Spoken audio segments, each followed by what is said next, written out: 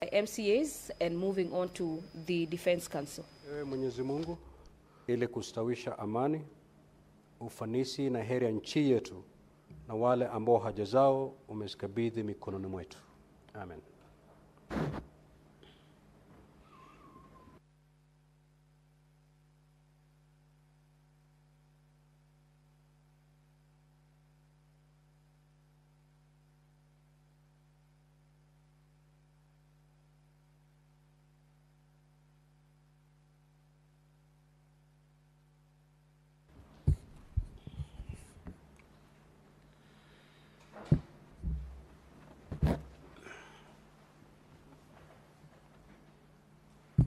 Clerk, do you have quorum? Sergeant at arms, kindly ring the quorum bell for 10 minutes.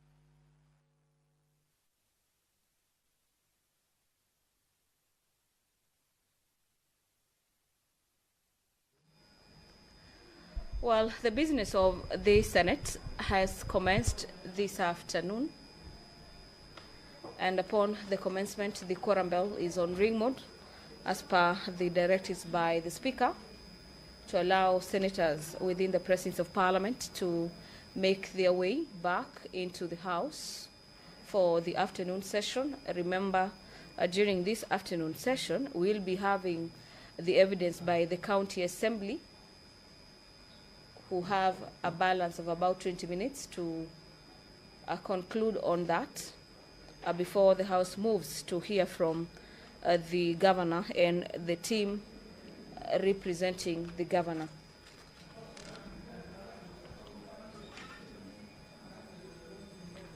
It is a balance of 20 minutes, and there'll be provision for re-examination. After that, the House will be moving to the Defense Council, where the Governor has been allocated a maximum of 2 hours for cross-examination, and the balance for cross-examination from the witnesses presented by the County Assembly. The Governor's team has 10 minutes for cross-examination. During this afternoon sitting, the House also, according to the rules on matters impeachment, the senators will also be seeking further clarifications and asking questions in regards to the presentation made before the House. According to the running order or the program for this impeachment, the Senate has planned itself that about 3:30 p.m. to 6:30 p.m. the Senate will be considering the evidence by the Governor, this being the evidence of witness, if any, cross-examination and re-examination. It is an exercise that has been allocated 5 hours, with the Governor having a maximum of 3 hours for evidence by witness and re-examination.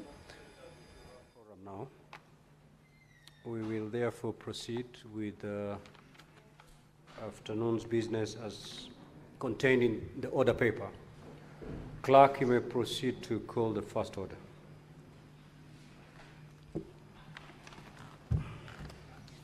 Order number 1, communication from the chair. Order number 2, hearing and determination on the proposed removal from office by impeachment of Honorable Dr. Erick Mutai, Governor of Kericho County. Now, at the rise of the House, we had Honorable Albert Kipkoech. He had given his evidence, cross-examined, re-examined. It was for senators to seek clarifications, and most of you had done that. I will pick 4 more, and then we move to the next witness. Now, honorable senators, today we may have to go all the way to midnight if you're to serve tomorrow. So just mentally prepare yourself for the long haul. It's going to be a long flight today. Such at times you may usher in the witness.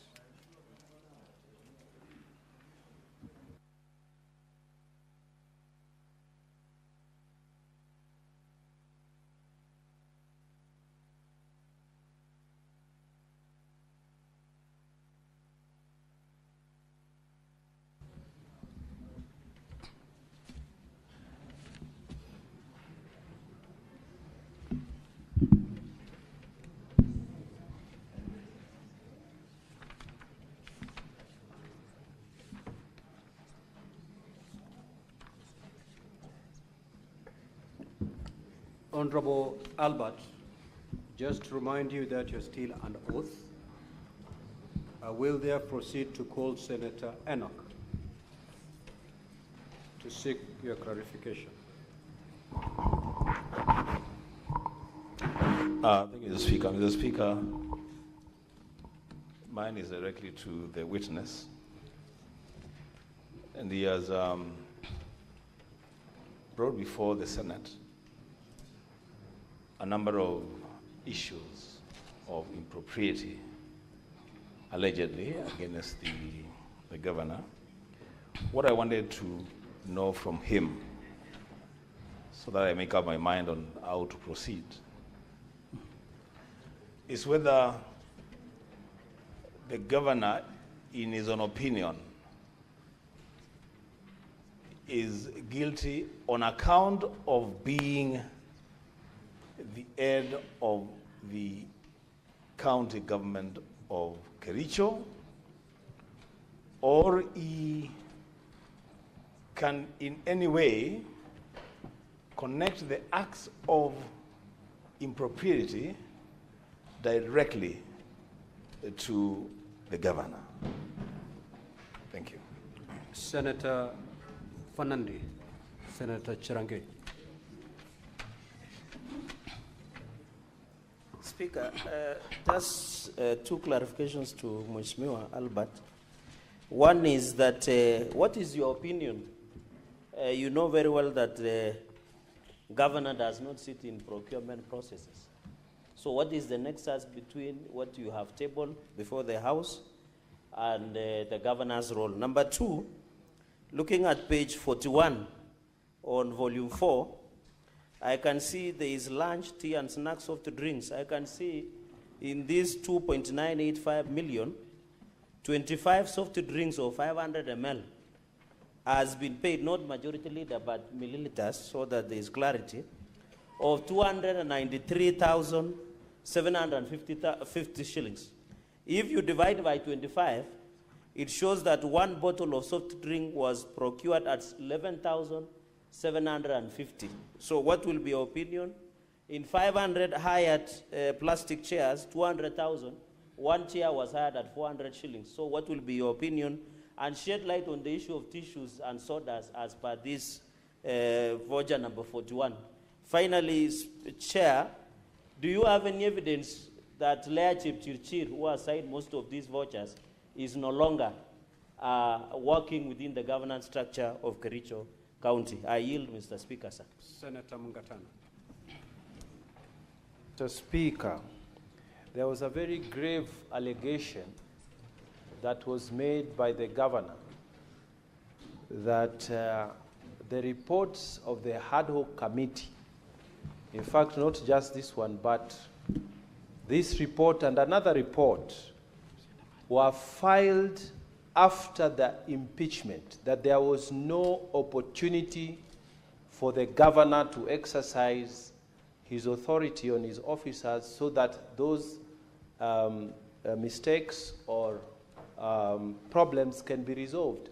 So I wanted to ask the chair of this ad hoc committee, the witness, to clarify to us when was this report served on the governor, and when was it that you actually moved the impeachment, so that we are clear that there was no ill motive as alleged by the governor in his opening statement. I thank you, Mr. Speaker. Senator Manzo.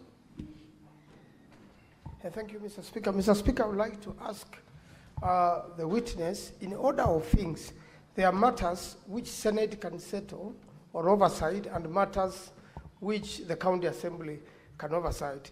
In these particular allegations, did the County Assembly exhaust all its internal mechanisms and did it give the governor an opportunity to be heard as is required by the law before it comes to the Senate? I thank you, Mr. Speaker. Senator Mutinda Tabitha. Thank you, Mr. Speaker. From what has been presented as exhibit, as far as the payments issue are concerned, my concern, Mr. Speaker, is to the governor. All these various payments from the different departments that have been queried, what actually would be his take? And when I listened to the MCA, he stated that they do not do oversight. I would want to understand then what is their role, because when he was asked if they did ask the governor to appear to be able to explain the fictitious payments that had been done, you seemed not to have authority to summon the governor. I would also need a clarity from the MCA. Thank you, Mr. Speaker.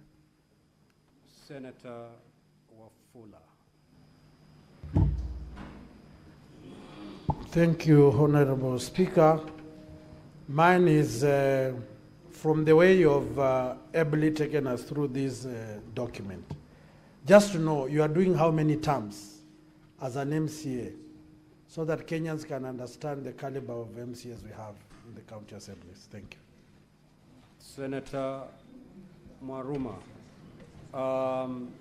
Honorable Albert, you need not respond to the query that has been raised by the Honorable Senator Wafula. It is of zero help to these proceedings. Yeah, thank you, Mr. Speaker. Mine is to the governor as the CEO of the county. Was he aware that money was paid for renovations on houses which was not done? Was he aware as the CEO? Because we were shown payments that were done and there was no work that was done. Thank you, Mr. Speaker.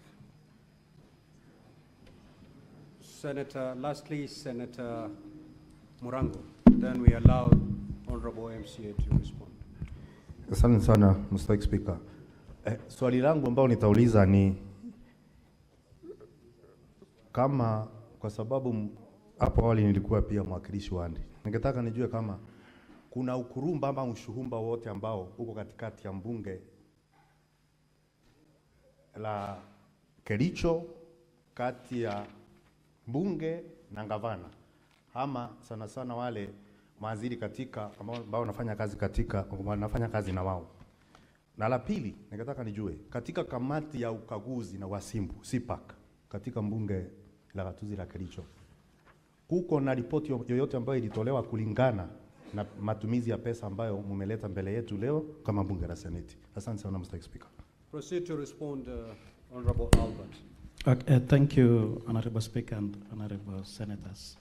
I will start with the first question. I didn't get the name, but allow me to respond to all the questions that you have raised. The first one is that, Honorable Senators, you need to appreciate that the county CEO is the governor. And since he's the governor, he's supposed to put preventive obligations in all the expenditures that is being done in the counties. Remember, Honorable Senators, that these monies that is alluded to be fictitious was paid in February this year. It only happens that our DG brought into the attention of the public in July. That is 5 months after. Does it mean that there was no internal controls? Or does it mean that governor did not have an intelligence that there is something fishy that is going on in his county, especially on issues of payments? So to me, I have a belief that the governor should have a preventive obligations 24/7 to make sure that everything that is happening in each and every department, he knows it and he sees it if it benefits the public. That's the first one. The second one, Mheshimiwa Senator Cherargei has asked if there is nexus. Allow me to say that, of course, it is there. It cannot, these issues of fictitious payment, it cannot happen in all the departments without the knowledge of the governor, unless there is a very big distance between the governor and the departments, or he has left automatically the county. So to me, I want to believe that there is that connection, because something, for example, an issue of agriculture, whereby soybeans was paid to a tune of 15 million. Does it mean the governor can just stay without knowing that there is a cooperative society that is expecting 5 million for raw materials that is meant for cooperative society? To me, there is that link. Or I will also say that maybe the governor is complicit, he is aware.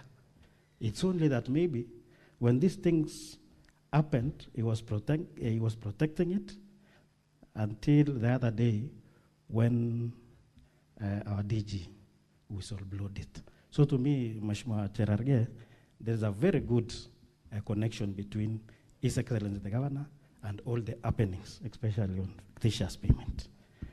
Mheshimiwa Cherargei also said about the issue of Denby Holdings Limited, whereby there is exorbitant prices. Volume 4, page 41. I want to confirm to you that, you know, when you are paying something that is fictitious, something that you are stealing, of course, wrongs must be there. So maybe they were saying that these things will not be known, and the only way to siphon this money was through soft drinks, and that is the reason. Unfortunately, when we noticed it, is when up to today he has not told us the truth if that soda or that soft drink costed that 500 shillings or 1,100. Another thing also about Lea Chirchir, I can confirm that. I want to confirm because I was elected in 2017, so I was with Lea in 2017, 2022. And then when the governor came in, he brought his people as chief officer. So I'm very much aware that Lea Chirchir was there before and is no longer there today. The CEO that is there is QS Anderson Terer.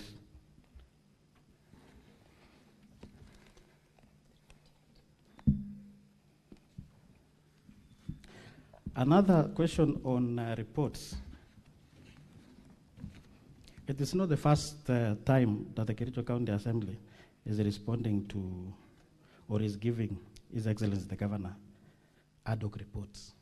There was a report that we gave him in 2023.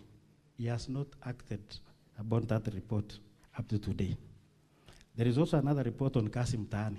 He has not acted on that report up to today. So it's only that maybe it's unfortunate, or in what kwa bahati mbaya, there is this collusion now that maybe this issue of ad hoc committee on fictitious payment is coming in when he's being impeached. But he has that habit of not responding to reports. On oversight. No, Honorable Albert, yes. Just be specific to the questions raised by Senator Mungatana. Which came first, the tabling of the impeachment motion or the transmission of the ad hoc report on fictitious payment to the governor? The transmission. We gave him the report on date 5th of August, 2025. Motion was tabled on 6th.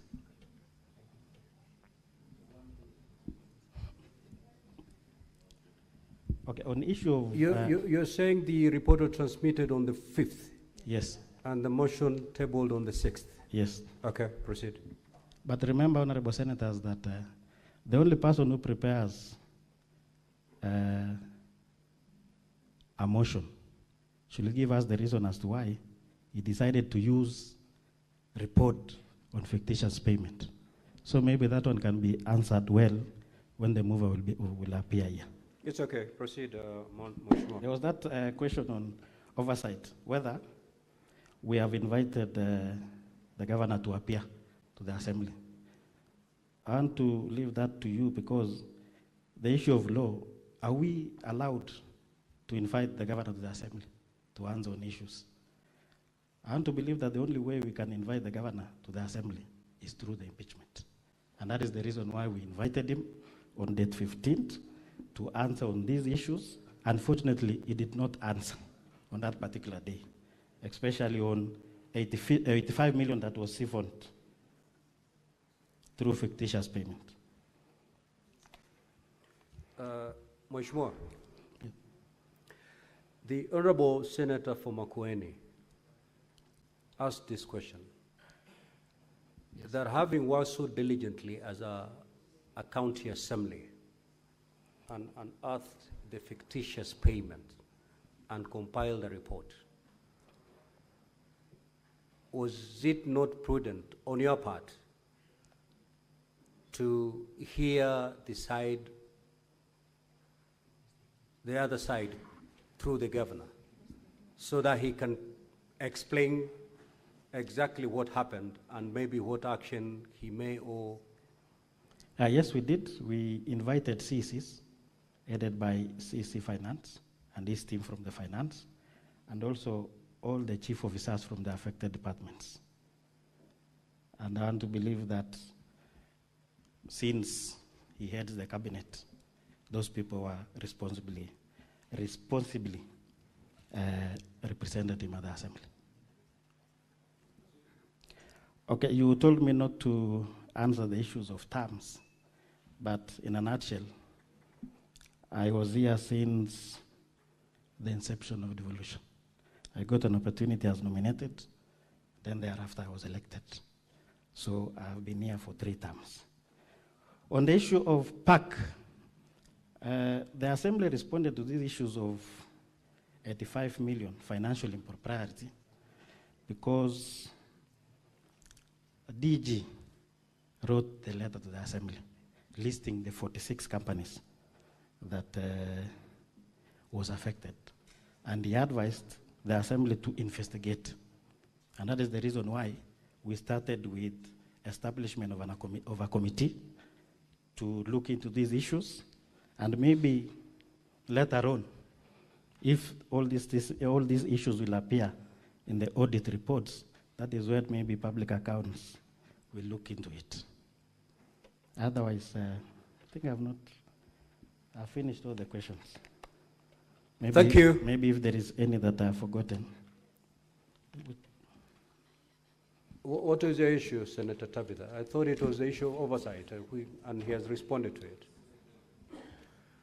We will now move to the next witness.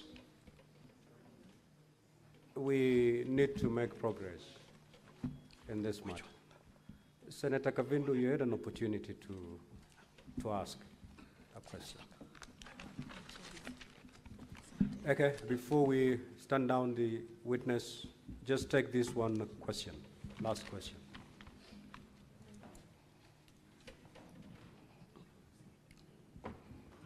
Thank you, Mr. Speaker. Just one question to the witness. You say that you've just answered one of the questions and said that you had summoned the CECs and the CEOs. I would like to know, when was this done? Because part of the MCA's job is to oversight the executive. And if there was all these irregularities, definitely you would have summoned the CECs to come to appear before you as the county assembly and answer questions. And then the report forwarded also to the governor? Thank you, Mr. Speaker. Okay, thank you. Allow me to state that we invited them. If you have my affidavit, volume 2, allow me to take you to paragraph 9, page 52. And then I want you to also take volume 4, sorry.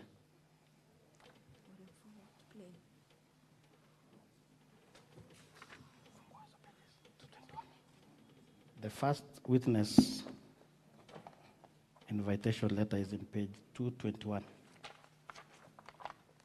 And that is the whistleblower. So you can see the date. He appeared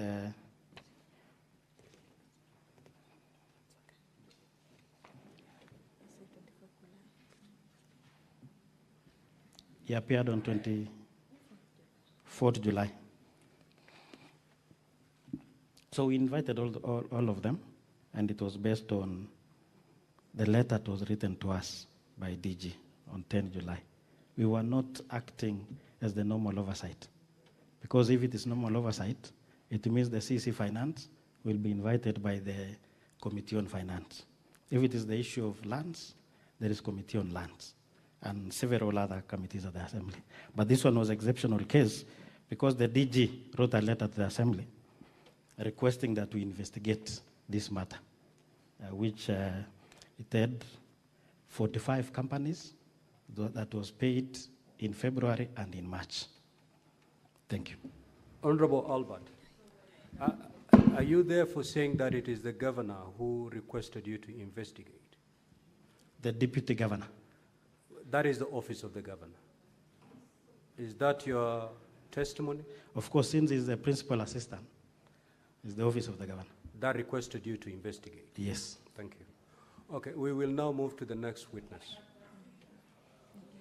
We need to make progress in this matter.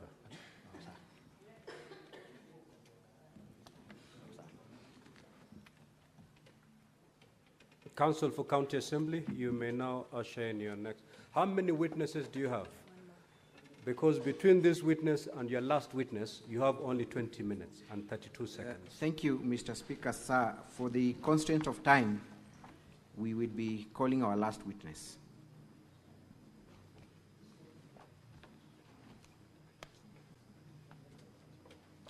Mr. Kiprotich Rogoni.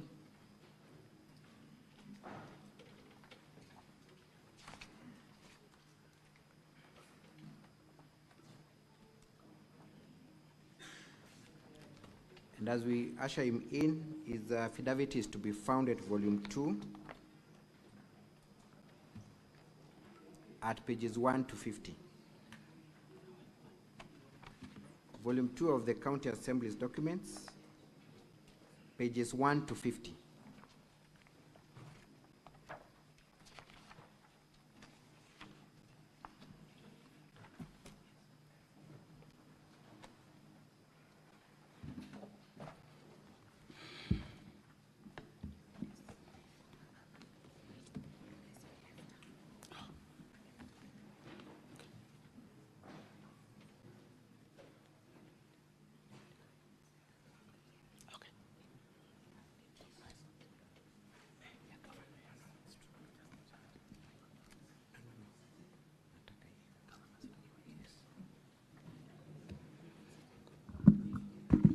Okay.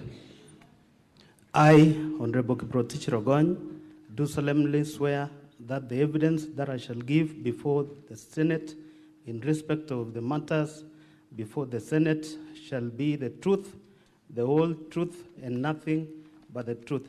So help me God.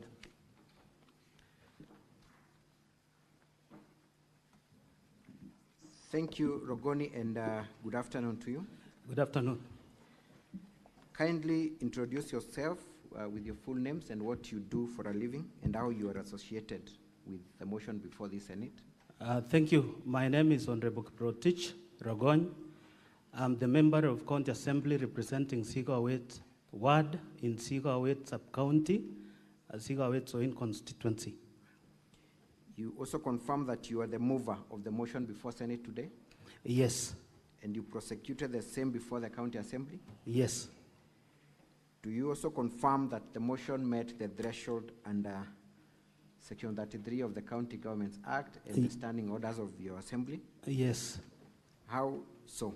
How did it meet the threshold? We voted, when the vote was called, the members voted 33 of the 47. Threshold is 32 members of the County Assembly. So you confirm that the threshold was met? It was met. Thank you. You have been, because of limitations of time, I will go straight to the issues. You were present before Senate yesterday, rather you must have watched, and you were accused of having called one of the MCAs and bragging that you voted on their behalf, and there was an audio that was played to that effect. I followed the proceedings, and there was an audio that was played. Let me ask the question. Was that you in that audio that made those utterances? No.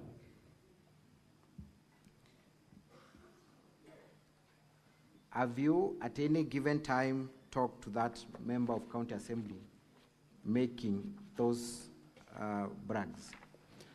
I don't recall. I've never spoken to him on the subject matter that was played out in this Senate.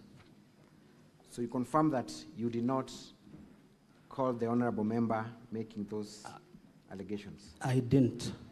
And as a matter of fact, did you vote for this member of County Assembly or any other member of the County Assembly? I only voted for myself. I never voted for anybody else. Are you aware of any instances where one member of the County Assembly might have voted for another? It was impossible because from the link, if you voted, once you voted once, it becomes inactive. So you cannot vote twice. Thank you. Indeed, look at volume 1 of the governor's documents at page 261. Volume 261 of the governor's response. Volume 1, rather, page 261. There is a certificate of electronic evidence. Yes. Are you in that page? See? Yes. Is the number provided therein your number? It is incomplete. It's not mine. It is not your number? Yes. For record purposes, kindly tell the honorable senators what your number is that you ordinarily use and how many numbers you have for that matter. I have only one number. My number is 0724 290 295. Is that the number that appears on that electronic certificate of electronic evidence? It is not. Thank you.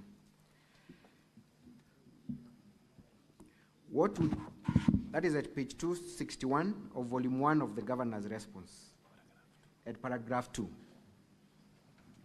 Volume 1 of the governor's response, page 261, at paragraph 2. What would you say then of the member who accuses you of having called them, confirming that you voted for them? The claims by the member, I can say, is malicious because even from the audio, I could not even tell who the person he was talking to was. So I wasn't the one he was talking to. Thank you. You have been following proceedings in this impeachment process. Most of the grounds have been covered by witnesses who came before you, so I will limit your evidence to the remaining issues. Let us go to the issue of the Londiani accident and how you allege the governor of having misappropriated funds that were donated for the victims. First of all, confirm how many members of the public lost their lives during that unfortunate accident. From the report of the ADO committee, 52 members were lost in the accident. How many others were injured? From the report, 77 others were injured. Were you a member of that committee? I was not. You are not. But are you familiar with the findings of the report? I'm aware because the report was tabled before the House and I was part of the people who are present. Thank you. Let us play County Assembly's videos, KCAV 8. KCAV 8 of the County Assembly's videos, kindly.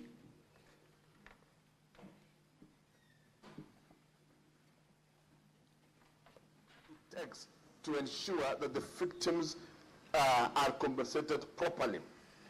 I must admit that having looked into the circulation in social media and having also asked about the money that is still there, the committee confirms to me that progressively they've been giving out money, and they've been giving out money to the victims and even the families that have continued to be identified, and even those that are still in the hospital, and they've been progressively doing that.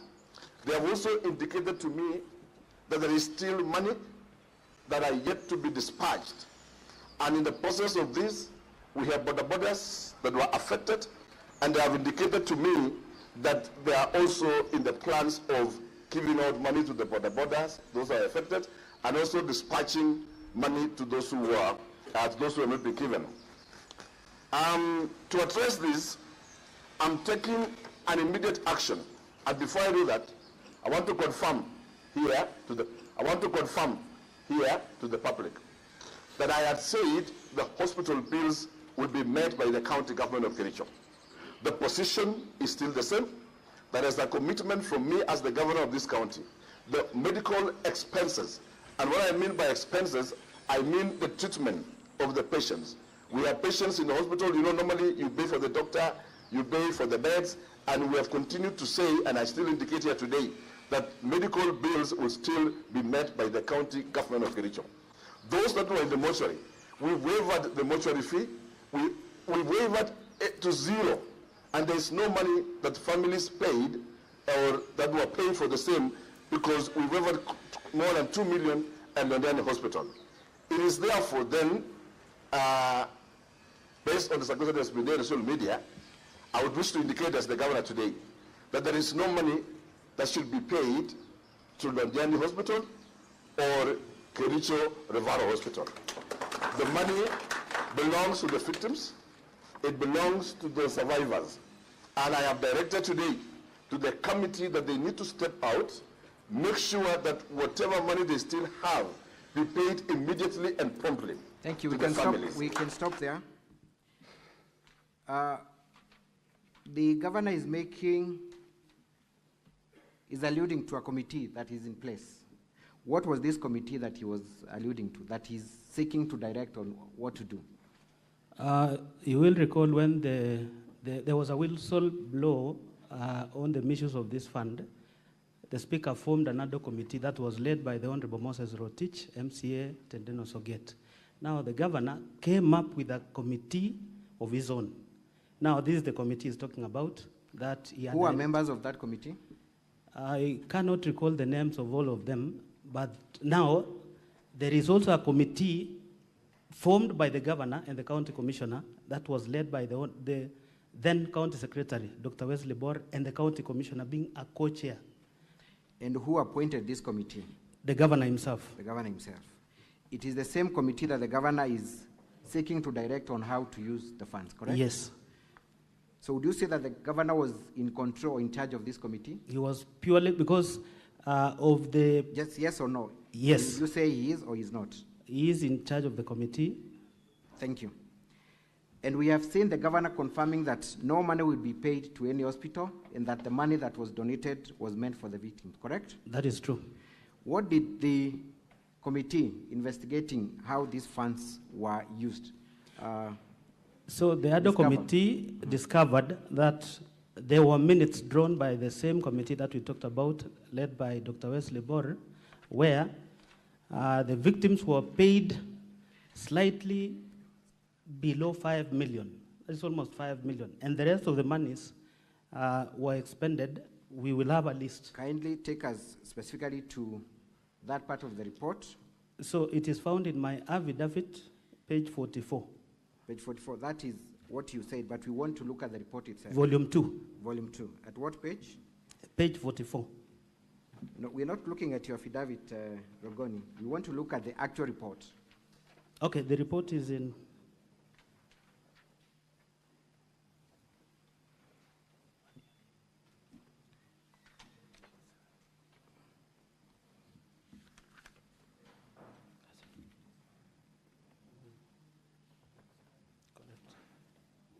Have you seen the report?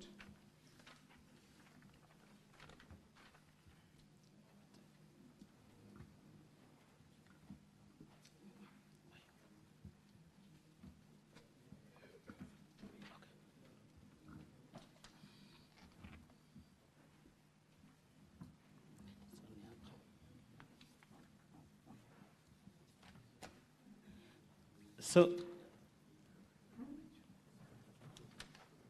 in page 58 of volume 4B, the committee was able to establish the following findings: that each victim, those who are alive, were paid 60,000, and that is 52 of them. Before we go to the amount paid to the victims, how much was raised in total as per the committee? 14 million. 13 million in form of cash, and 935,000 M-Pesa. There was a pay bill. Was there a specific pay bill or bank that these funds It was a pay bill. And where were these funds supposed to be deposited? Any bank account? There was a Kericho County donation account that was opened. So the pay bill number was 806-2001. Account title is Londiani Accident Victim Support.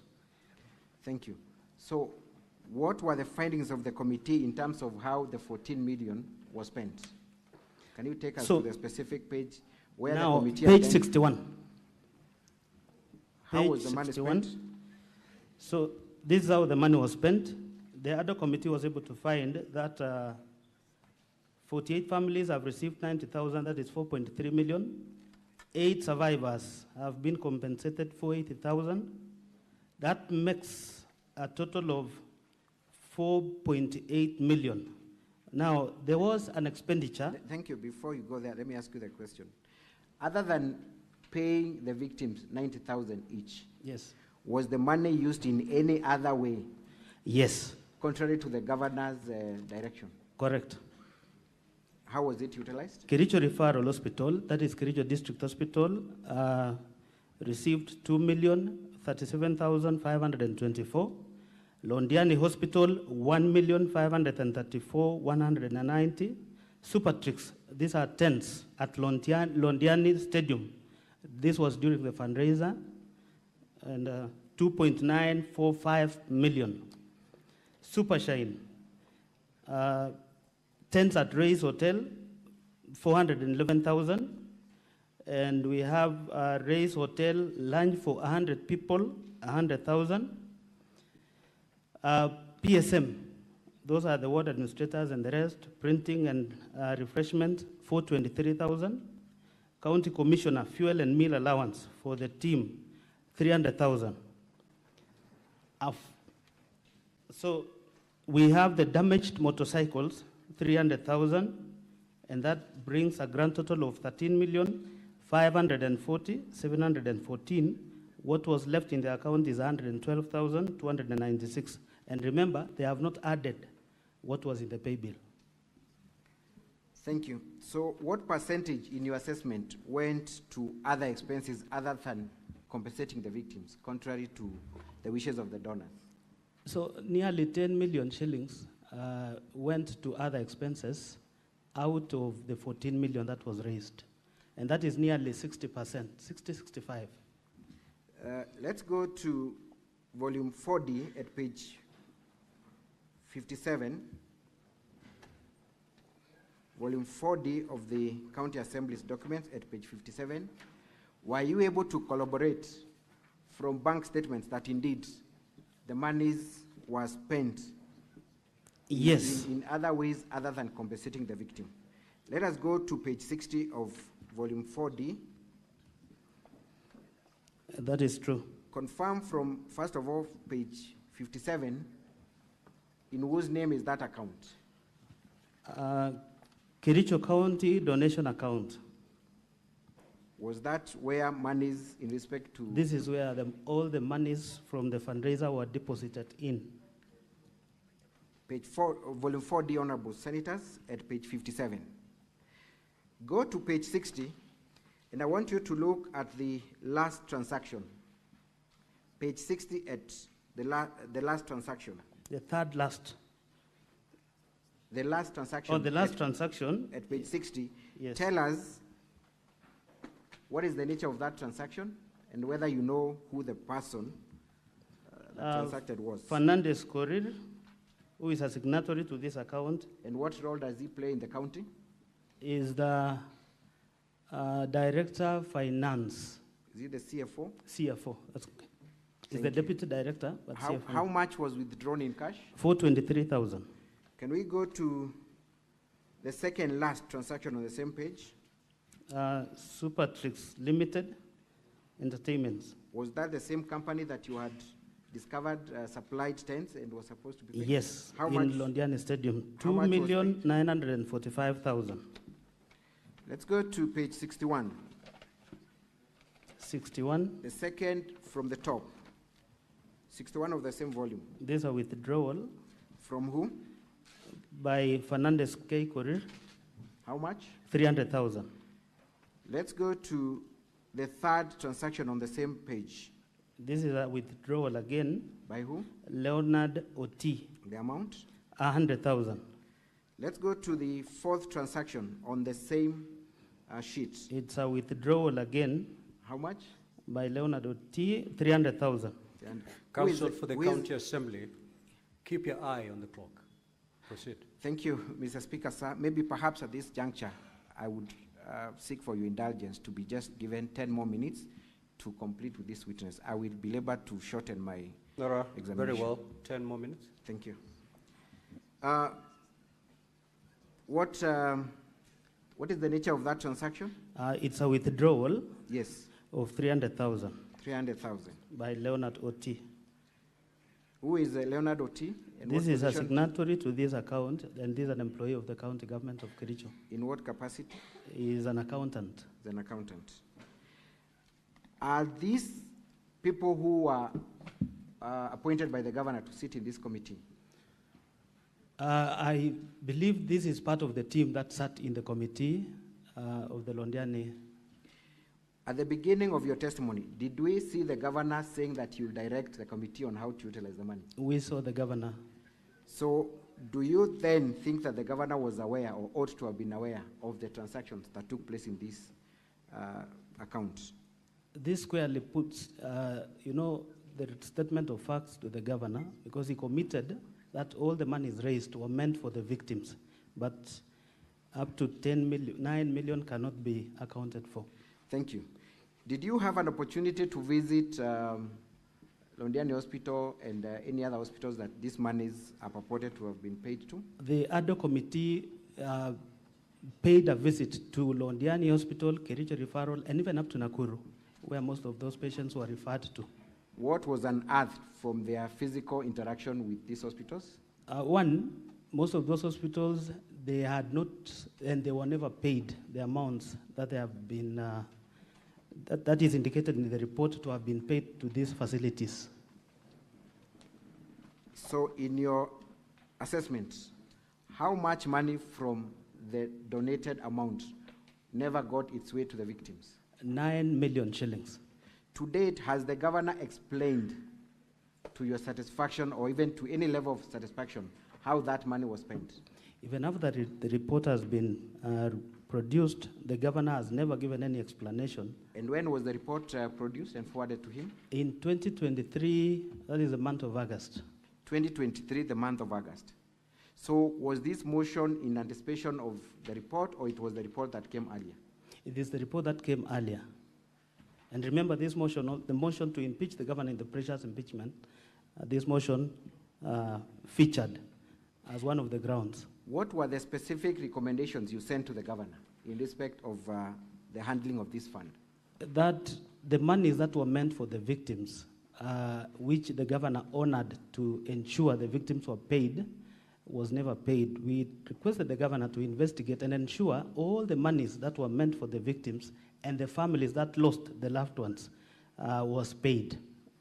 I am made to understand that the specific officials that were highlighted as having misappropriated this fund subsequently went to court to seek injunctive orders against the implementation of this report, correct? Yes, they anticipated disciplinary Just a minute. action. Is that true or not? That is true.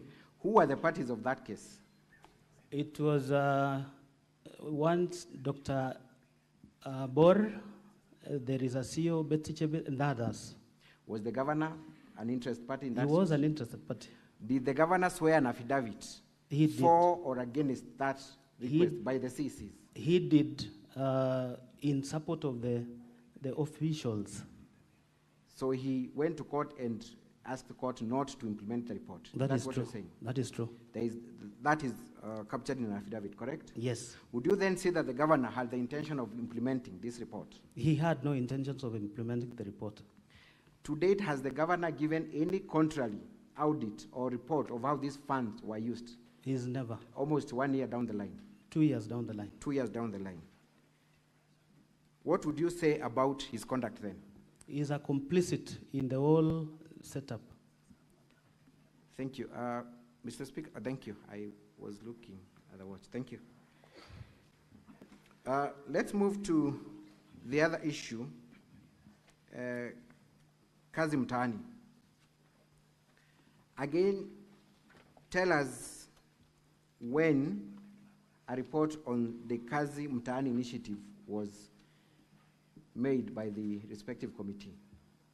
Kazi Mtaani, I sat as the vice chair, and the chairman was one Honorable Paul B. Honorable Senators, may I refer you to volume 4A of the County Assembly's documents at page 229 to 355. Volume 4A, page 229 to 325. 355.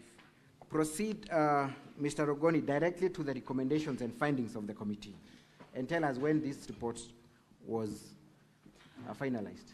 This report, we did the report in the month of July, August. We came up with the report. Remember, the program started in February, and the findings. The report is with the governor, because once we've done our part as the assembly, a copy of the report is sent to the executive for implementation. Yes.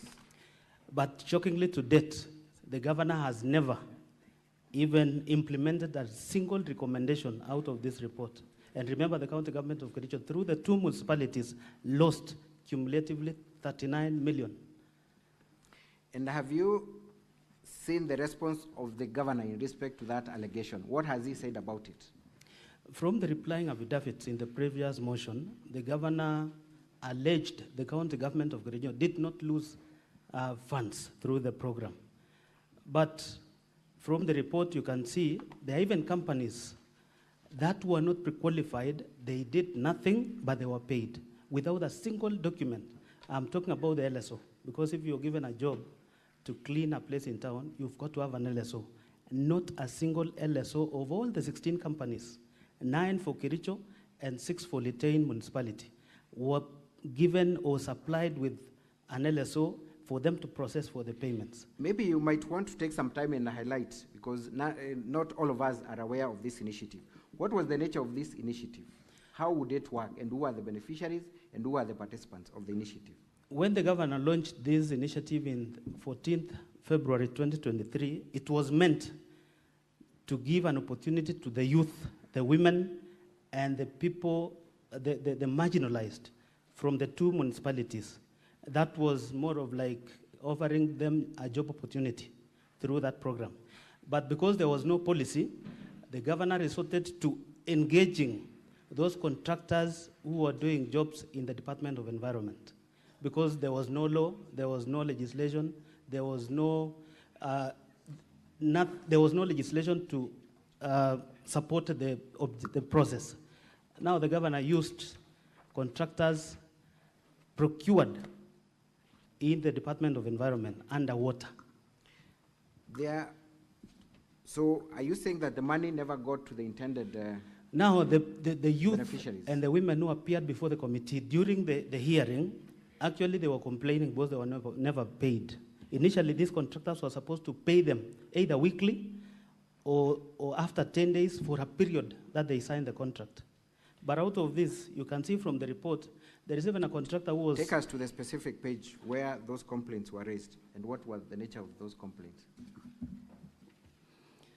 So the report is page 230 of volume 4A. So for my understanding and for record purposes, how were the youths of Kericho County supposed to receive or to get their cash? These contractors promised to pay them by M-Pesa. Correct? Each, and they were assigned duties in the various parts of the municipalities. So was it the contractor who would subcontract the youth, or it was the county that contracted the youth directly? It was a contractor who contracted the youths directly, but supervised by the municipality, the municipal manager of that particular municipality. Proceed and show us the findings of the report. You can see the whole thing is voluminous, but let me just take you to page 253. Because that is where, page 253, you can see down there, 252, sorry. There was only one director who appeared before the committee, and that is 4.6, director of Gleris Company Limited and Rehiza. Again, in this program, it was so funny where a contractor with 2 companies was given the job. So you can see he explained the number of days he was given from the BQ and the amount in that BQ. Out of this particular contractor was supposed to hire. In Kericho municipality, they had anticipated to hire 70 youth, 120 youth. In Litein, it was 70. But these numbers ballooned because of the number of contractors who were given the job. But then, they were supposed to still pay these men, youth, women, and the marginalized group. So then ultimately, who were the beneficiaries of the funds that were utilized under the Kazi Mtaani initiative? These contractors. Those contractors. And can you confirm that the Kazi Mtaani initiative was the governor of Kericho's program? It was squarely the governor's. That is why it is called Equalizer Kazi Mtaani. It is him who launched the program. And from the photos, if we had time, you can see. I want to believe in all the annexures, you can see the governor even pushing the wheelbarrow in one of the, during the launch of the program in both Kericho and Litein. Indeed, I'm made to understand the governor's nickname or campaign name is Equalizer. Equalizer. Is that true? That is you want true. that to go on record? That is true. Equalizer. Thank you. How much in your estimation or from the report was utilized in this initiative? For the 2 municipalities, it was 39 million. Kericho being 23, and the balance being for Bororiet, Litein municipality, 16 million. And have you seen the response of the governor and how he has responded to the issue? Has he made any clarification or brought documents to confirm how that?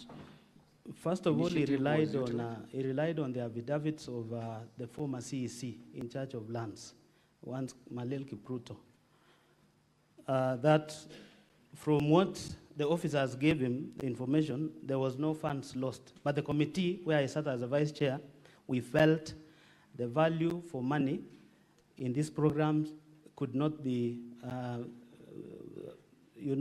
met. Thank you very much. So in your final submissions, of all the grounds that you have accused the governor of in terms of violating the Constitution and other laws, would you say that the governor is liable for all the impeachment charges that you brought against him? This is one of the grounds that it shows the governor, even 2 years down the line, is never acted on this report. There are very specific recommendations where a contractor was paid. He never discharged even a duty anywhere because of even the attachments. Now, when we gave the recommendations, The governor has never even communicated back to the committee on the implementation, whether these contractors returned the money. Remember also, there's a contractor who signed for 46 days, but he was paid for 26 days. So the government of Kericho lost that money. We recommended that the contractor be surcharged or he complete the work where he was paid in excess of what he was supposed to do. That never happened, and the governor can confirm in his defense. Thank you very much. I reserve the remaining minute for my re-exam, if need be. Thank you, Honorable Speaker, sir. Counsel for Governor, you may proceed to cross-examine the witness. Good afternoon, Mheshimiwa Rogony. Good afternoon, Kato. We are meeting again. Yes. Yes. Just for the information of the honorable senators, you are similarly the person who moved the motion in September 2024, isn't it? That is true. And you moved this one? And I'm again the mover. This time? This time again. Yes, and when we were in the county assembly, you said you will move another one, isn't it? No, perhaps this will be the last one if we will successfully. Okay. But your mission in the assembly is to remove him, isn't it? Not my when mission. When you elected, you took it that this is the mission to remove the governor. Of course, if this house finds him liable. Kasim Tani, one of your recommendations was that the EACC to investigate, isn't it? That is true. It's true. And you're aware that the governor instructed these people to hand over all the documents for the EACC investigations? I'm not aware. You don't know that the EACC is investigating? That's what you are now raising here. You don't know that? Yes. Okay. Remember, I sat in this committee. Okay. Does it reduce your appetite to impeach the governor, or it still remains the same? Now we have the officers who were involved. Okay. Yeah, so this project was under lands, isn't it? No, the two municipalities, not lands. We have the municipality of Kericho and Litain, and the two are supposed to be very independent. Eventually, were these projects, under what department in the county government was it falling? That is the Department of Lands, the mother department. The mother department is lands. And who was the CEC when this project was going on? One Brian Langat. One Brian Langat. Could you confirm that Brian Langat is a lawyer? He's a lawyer. He's a lawyer. Could you confirm that you've recruited him in the county assembly? He is now a deputy director. Just answer my question directly. He's a part of the county assembly, isn't it? Yes. And he's part of the witnesses in this impeachment of the governor, isn't it? He is not. Isn't he one of the people who are cited in the county assembly motion to impeach the governor? But not in this program. No. Just a minute. All I'm asking is that Brian Langat was part of this, is part of these impeachment processes. He's one of the resource people you interviewed for purposes of impeaching the governor in these proceedings before the Senate, isn't it? We interviewed two of the SAC. Just answer, is Langat one of them? He is not one of them. You didn't interview him? Now, he's an employee of the county assembly, unless in the previous motion. Okay. Now, as we speak, it is true then that he was the CEC for lands when you are investigating Kasim Tani, isn't it? That is true. And it is true that the governor has removed him from employment, isn't it? That is true. So, to what extent then are you telling these honorable senators that indeed the Senate, His Excellency the governor has done nothing, when indeed it is on record? Just listen before you answer. I know you want to answer. To what extent can you say he has not done anything when, number one, he has forwarded the files to EACC, and number two, the only thing he could do, being to remove the person who is answerable to him, the CEC, he has sacked? Counsel, that will be hypocritical because one, Wakili Brian Langat was the CEC. We have the CEO who is still serving. Okay. And that Thank is you very that much. is the accounting officer. Yes, sorry. Thank you very much. So you have, apart from the CEC, Brian, you also have the CEO and you have the county managers. Yeah, the municipal managers. Municipal managers who are Yes. you are implicating. Yes. Now, could you tell the honorable senators, are they answerable to the governor? Yeah, governor is the CEO of the county. Can he sack them? He can sack the CECs, even the county chief officers. It's a disciplinary process. Isn't it true that they are answerable to the Public Service Board? In terms of please just answer the disciplinary question. action, Who employs them? the Public Service Board. And who disciplines them? The Public Service Board. And who retires them? The Public Service Board. So what are you trying to say then? Now, you say that the contractors, some of the contractors were improperly paid and that some youths and women came to complain to you, isn't it?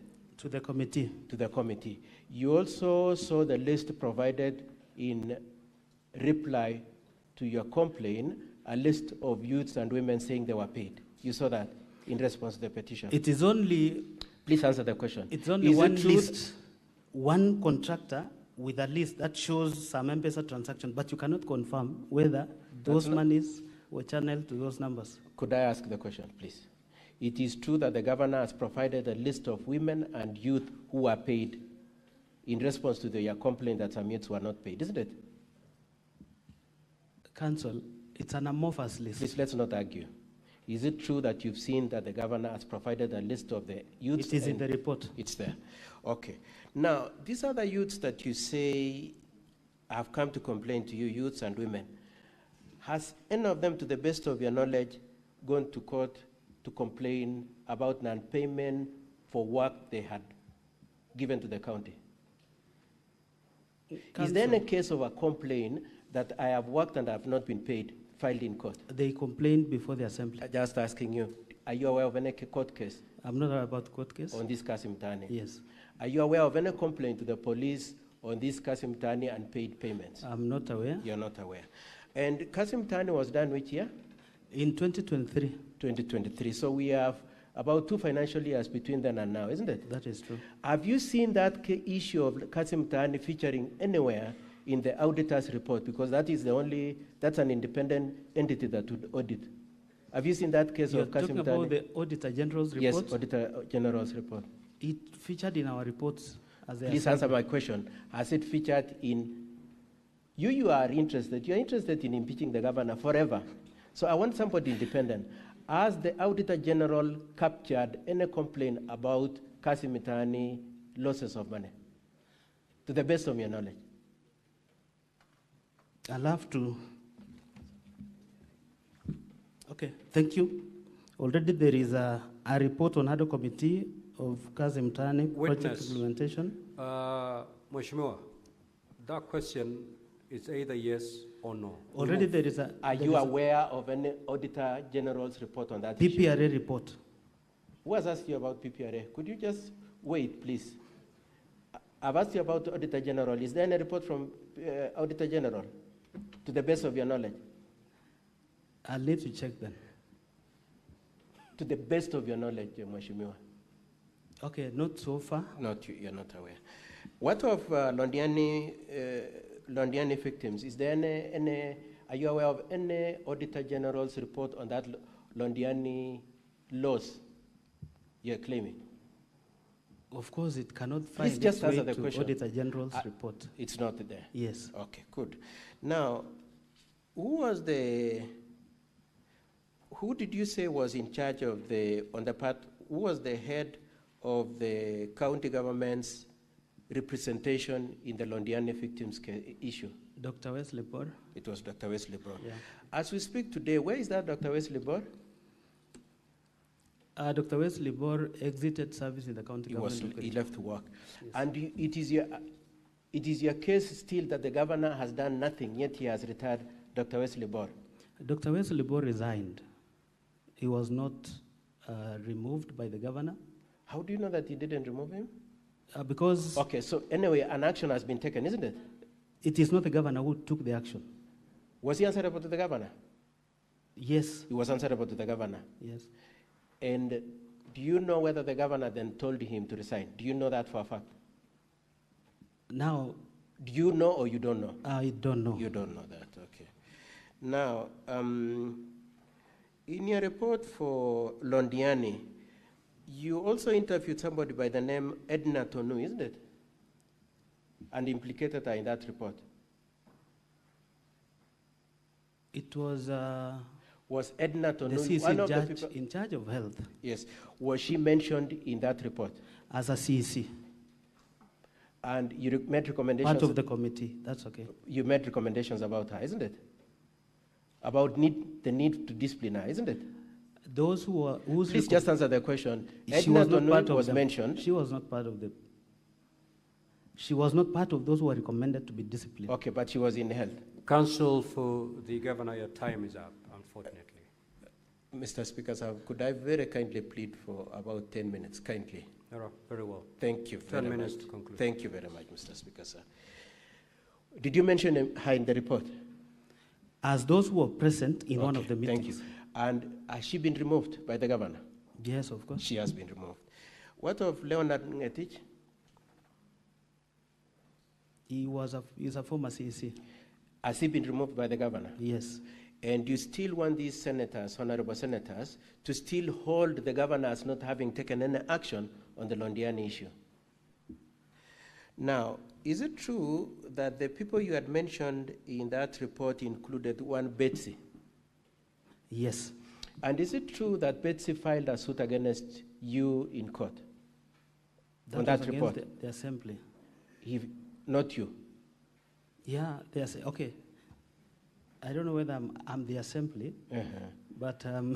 Okay. Anyway, Honorable Rogonya, I am more interested in the fact that it is true that she went to court, isn't it? Against the assembly? Together with the other people who are recommended Actually, the for findings removal. of the report. Yes, She was against the finding of the report. Yes. And a decision was made by the court that the governor should not take sorry, that's not correct. My apologies. A decision was made by the court that no action should be taken on that report, isn't it? Yes, the Thank findings. You, the findings that no action is to be taken. Yes. But that notwithstanding, you want these honorable senators to say that the governor has not done anything when at most she was respecting a court order. So you mean we leave the 9 million without accountability, and that was publicly? No, your case is not 9 million. Your case is that you have made recommendation in around 2023 and governor has not done anything. And I'm telling you, governor has removed about 4 people from employment, and when he was to take the next action, a court order was in place. Removal is not compensation, Kato. And so what did you want the governor to do? You want him to remove the money from his pocket? Okay. Now let's move on. What have you done yourself? You have oversight over the resources. Have you gone to court yourselves? Yeah? I don't know. Have you gone to is court for the relevant. recovery of the money, Honorable Ragoy, yourself? Perhaps that is what we should be doing. That's what you should be doing. Have you recorded a statement of the ESCC which is investigating? Have you recorded a statement? Now who records? Have you? Have you? Just answer the question, yes or no. Okay, I haven't. You haven't. Have you written to ESCC to investigate? Council. Have you? Out of the report, it have you written to the ESCC to investigate these issues? ESCC can acquire this information I'm from the asking assembly. you, Honorable Rogoy, you are saying the governor has not taken an action, and I'm firstly asking you, as the accountable person that you want to say you are, have you written to ESCC to investigate this issue if you are as aggrieved as you are, as you pretend to be? Perhaps I'll need to... You need to write. To avoid being dodgy. These are very simple, straightforward questions, so that we save on time. Mr. Speaker, it's a committee on implementation to follow... Proceed, Counsel, for the report. governor. Proceed. Thank you. Now, it is true that this issue of Kasim Tani and Londiani were part of the impeachment complaints that you made in September 2024. That is true. Yourself, isn't it? Yes. And you've brought them back again today. That is true. And in the next one that you propose to bring, you will bring the same ones, isn't it? At least it's been prosecuted now. It was not. Remember, our case was not heard in the last impeachment. You are saying these senators didn't hear your case? They didn't hear because of the preliminary objection that you brought in. You're complaining against them? Because our file was never opened. Okay. And at that time, you didn't manage to get 32 MCS, which was 2/3. We now have 33. And this time round, you didn't get until you voted for Kibet yourself, Honorable Ogo. I voted once, Council. You voted for Kibet, and you called him and told him, let me give you 400 so that you swear an affidavit to say, I have 200. 200 plus Dubai plus Rwanda. Council, that clip is not me. But the voice is exactly this one, Honorable Ogonya. How do you explain that? Council, the person who was talking in that clip was a bit drunk. I'm not drunk. I don't even drink.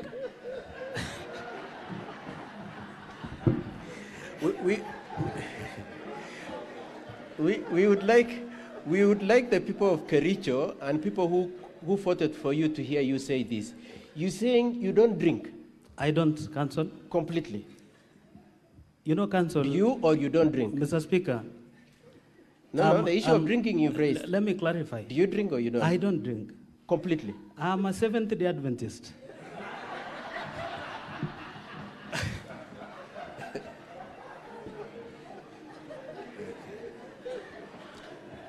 The moment you are a Seventh-day Adventist, you don't drink? You know, Council. Okay, let's leave that issue. I don't think we want to go there. And lastly, on Londiani, I just want to explore this subject on Londiani finally.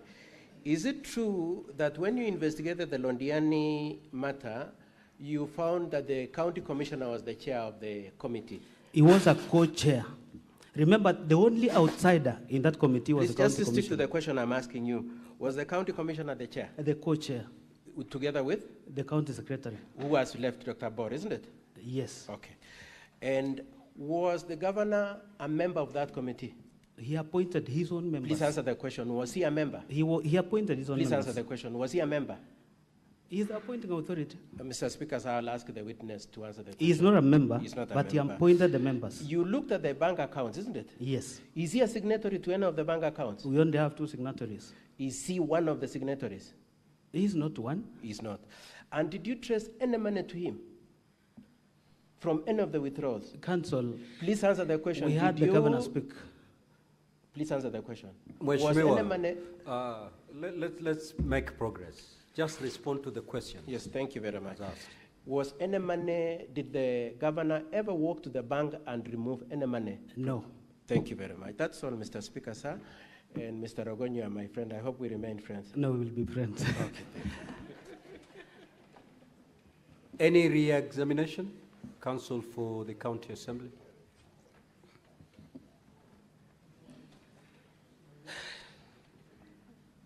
Thank you, Mr. Speaker. Sir, very briefly, Mr. Ogoni. Yes.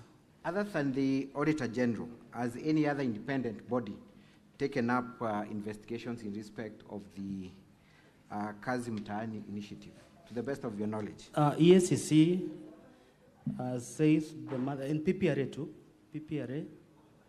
What has, we're looking at the letter at page, give us the page 206. Volume 4, page 206. Volume 4 of the County Assembly's document? Yeah. What is the title of that letter from PPRA? A report on ad hoc committee on Kazi Mtaani project implemented by Litein and Kericho municipal boards. Indeed, PPRA is requesting for documentation that they had earlier requested for in the month of January, correct? Correct, 13th of January. So is it then correct for the governor to state that there is no other independent body that has taken up the matter? It is wrong, of course, for him. It is not correct. It is not correct. Thank you. The governor has also stated through counsel that Dr. Wesley Bor was removed from office by the governor. Has the governor produced any document to indicate that indeed Dr. Wesley Bor was removed from office by the governor as a result of your recommendation? None. Is produced none. To the best of your knowledge, what were the circumstances surrounding the exit of Dr. Wesley Bor? Dr. Wesley Bor, remember, he was heavily mentioned in Londiani accident and again in Kazi Mtaani.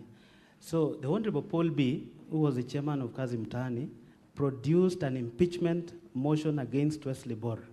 Wesley Bor tendered resignation upon the signatures collection because he was going to be impeached because he's part of the cabinet. He resigned. Thank you. And you confirm that it was in the case before court that barred the implementation of the committee, that the governor saw an affidavit asking the court not to allow the implementation of the Yes. committee, correct? Thank you.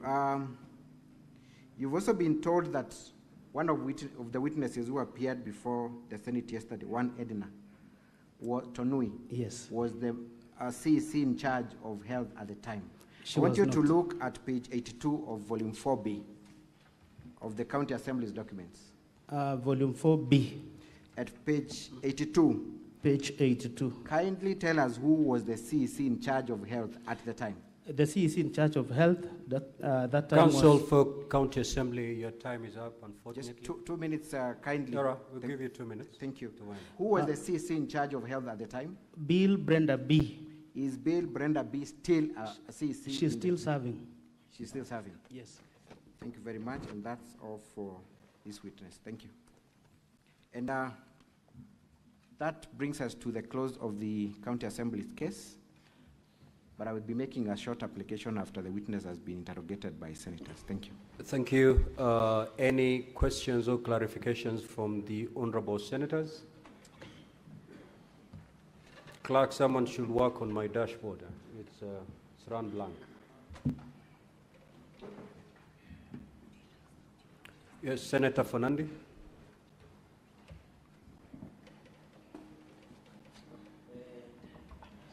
Mheshimiwa Rogony, I'm told you are the Mutusi of Kericho.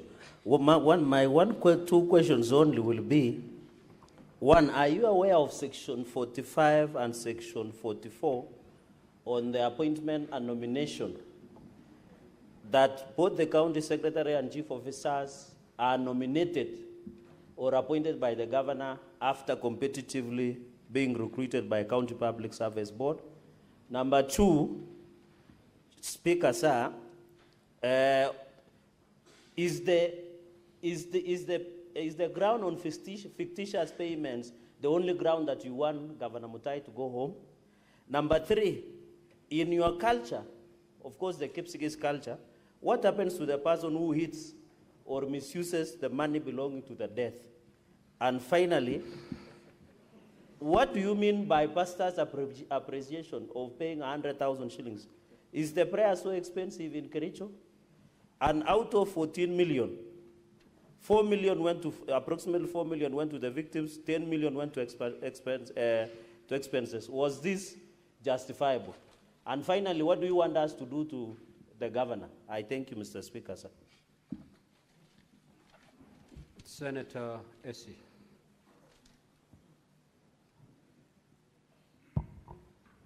Thank you, Mr. Speaker. I would wish to ask the mover of the motion the following. Did he interact with the voting system before impeachment? That's one.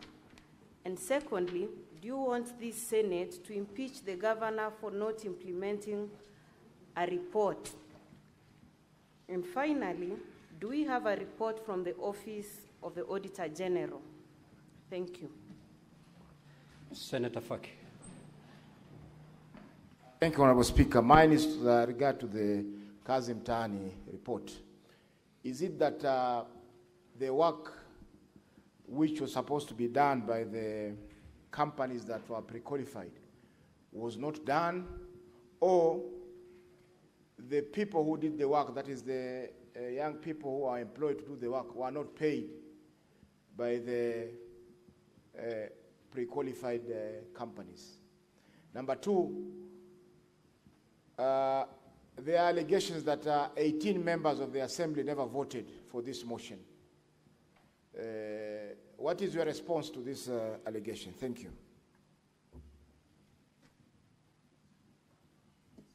Senator Kericho Tabitha.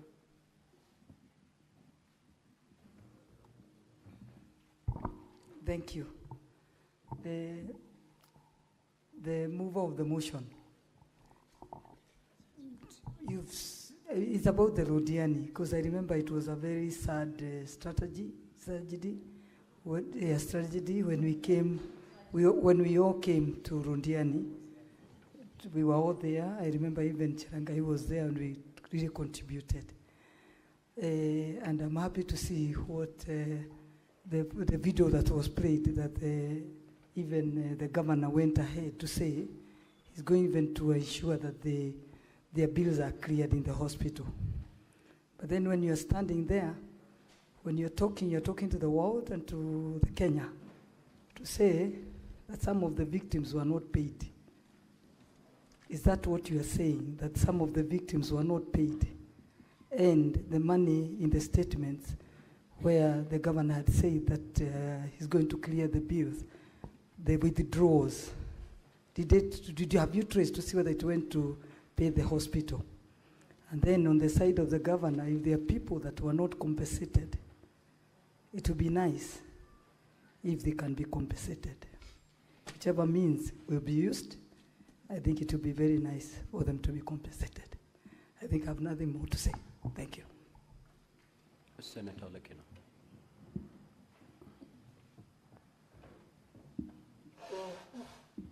Thank you, Mr. Speaker. My question is direct to the witness, reminding you that you are under oath. There's a specific question that you asked, whether indeed you voted for a particular MCA. That is issue number one. And I want you to be very candid on this matter, because earlier on we were dealing with the issue of the threshold. And this is what is going to determine whether this governor goes home, ends his career, or he stays to serve the people of Kericho. So can you please reiterate and repeat under oath whether or not you voted for the nominated MCA, or whether you offered him an incentive to be able to vote so that you can achieve the threshold? Thank you, Mr. Speaker. Senator Kenyu.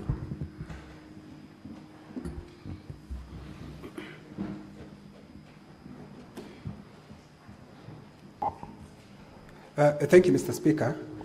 Mine is to the move of the motion. In volume 40, page 60, he was saying that there is somebody called Leonard Oti who withdrew money in particular times when he was presenting. But I don't see the annexes with the issue that money for Rondiani was not reaching the victim, by virtue that the same Leonard Oti was withdrawing the same amount of money long before the Rondiani accident. For example, if you look at the same page 60, the fourth transaction, it shows he withdrew 99,000. Then on 24th December 2021, he withdrew 259, long before the Rondiani. So I don't know the annexes, why you are showing us down here how the money was being withdrawn and showing like those people are correct, but they're the same people who have been withdrawing money long before. Thank you, Mr. Speaker. Senator Muma.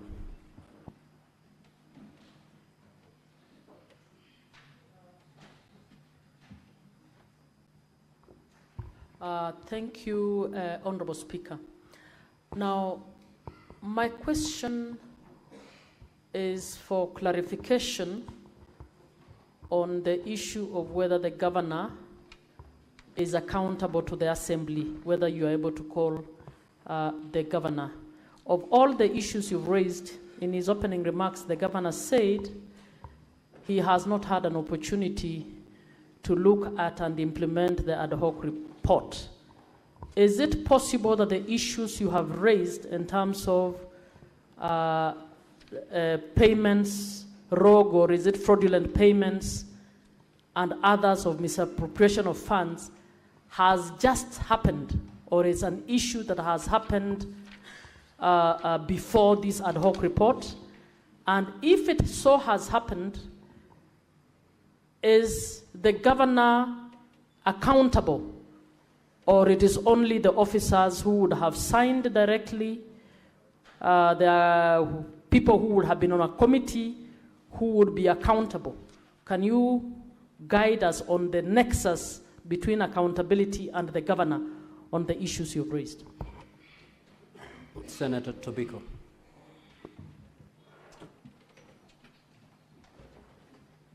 Thank you, Speaker.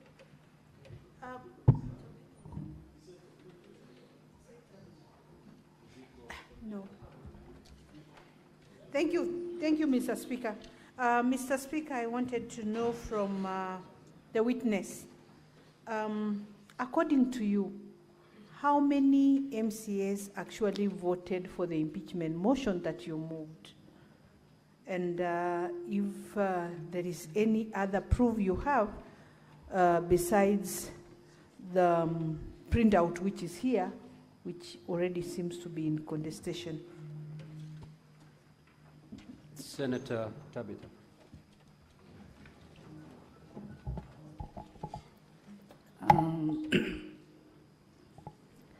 Mheshimiwa,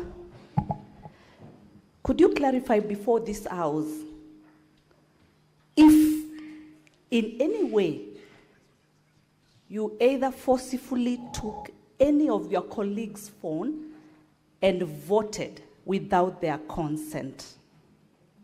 Number two, in regards to this fund for the victims of Londiani tragedy, what was the total amount that was contributed in order to assist the victims? And lastly, on volume 4D, from page 60, we've seen the withdrawals by Fernandez Coril on 21st, amounting to 423. On the same day again, another withdrawal of 300,000. On the same day, another withdrawal by Leonard, amounting to 100, and another withdrawal by the same Leonard, amounting to 300. Who are the signatories of this account? And as we currently speak, these people are fired. In your wisdom, do you feel that these people participated in one way or the other by fraudulently or in whichever capacity, they withdrew this money for their own personal gain?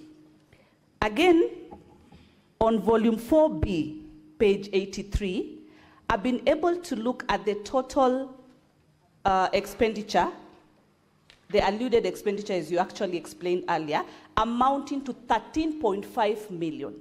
But you state before this house that 24 million. Senator Mariam Sheikh. Honorable Senators, you have under 2 minutes, so condense your concerns.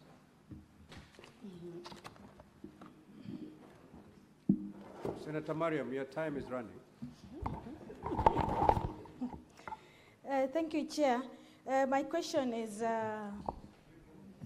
Brian Langat, he was removed from the office, and later on, he was again appointed as a CCM. And on that trial, there is Integrity Act, of which Integrity Act of the section of the constitutions, is it allowed that any person which has been removed from the office can be reappointed again? Thank you. Senator Richard Onyonka. Thank you, Mr. Speaker. I have only one question, Mr. Speaker, and I wanted, Honorable, I don't know that you'll be lucky to have the standing order for Kericho, but I got it from your council, so the Sergeant at Arms could pick it. Mr. Speaker, if you look at the standing orders for Kericho, which is on page 83, actually 82, and you look at our standing orders in the National Assembly, in the Senate, they are nearly the same. And essentially, it just gives us a chronology. If you go to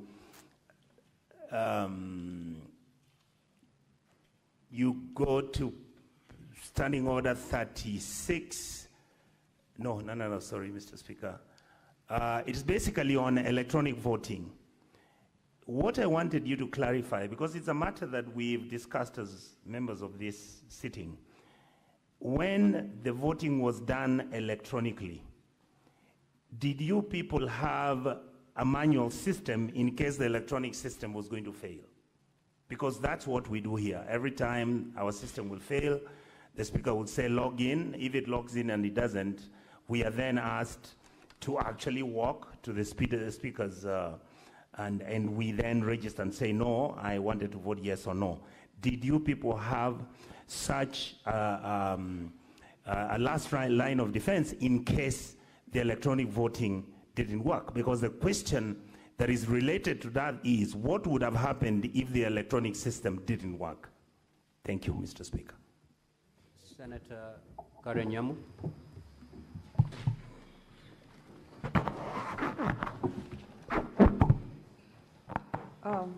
I'd like to ask the MCA, previously, before this impeachment motion, had the county government, no, the county assembly of Kericho, had they ever used the electronic voting before?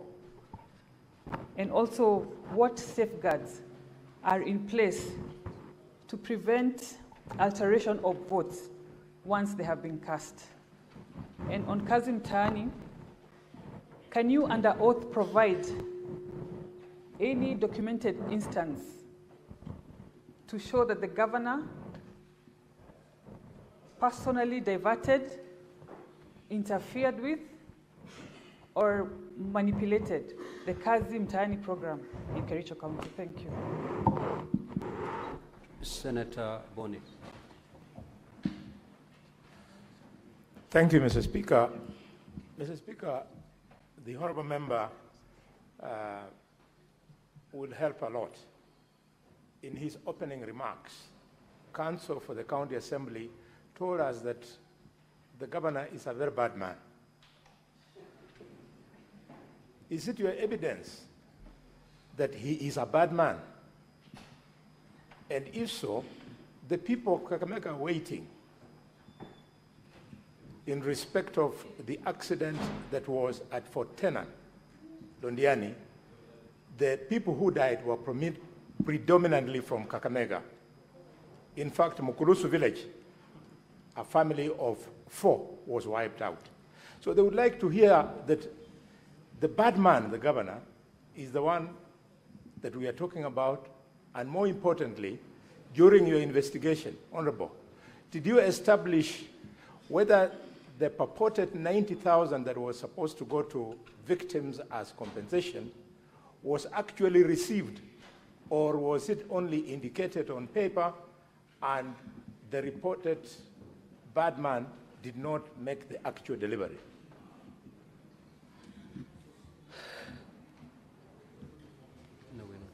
Senator Mungatana.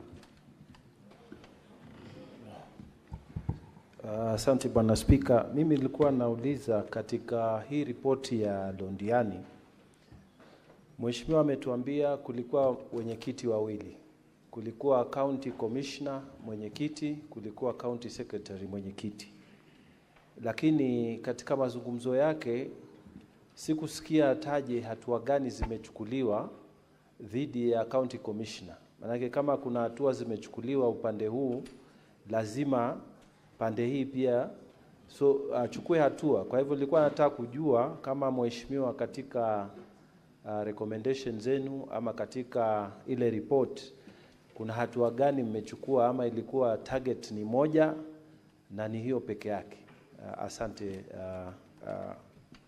Speaker. Senator Mundegi. Asante Bwana Spika. Swali langu kwa mheshimiwa wa Kericho. Katika Kenya kuna mipangilio ya kazi wakati pesa imekuja masinani ama kwa serikali, mambo ya Procurement Act. Na kama mlikuwa naangalia kazi vizuri, ndio tujue mnasema ukweli. Mliangalia katika kila wakati yote kuna tangazwa pre-qualified contractors na suppliers wa vitu hata youth na disabilities. Wale watu wote mmetanza wamelipwa pesa. Wakati mlikuwa naendelea kufanya oversight, mliangalia ama walikuwa pre-qualified, ama walikuwa wamekuwa gazetted kasile kubwa, ama walipata kazi namna gani, ama wakati unajua pia kuna system ya kunjaza ile kazi kila kona, sio mambo ya kupatiwa makaratasi. Mliangalia hiyo mambo mkaona kama ilikuwa inajia ile inafaa, ndio muweze kuona, kwa sababu wakati kazi imetangazwa mpaka wale watapeana kazi mpaka waangalie mtu wa chini na wa juu walijaza hiyo makaratasi namna gani, ndio ifike hapo na walipwa namna gani. Asante Bwana Speaker. Senator Osotsi.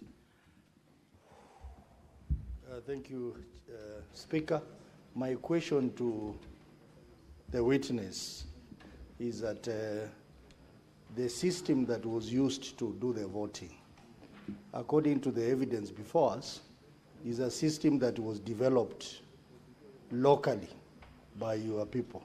Is that the case? And if that is the case, speaking as an IT expert, we know that once a system has been developed and installed, there are processes that are done to make the users of that system be able to use the system well. What were the circumstances in which the system was installed today, and then the next day it was supposed to be used for an important exercise of voting? What are those circumstances? And why was training not done properly before the MCS could be allowed to use this system which was developed locally?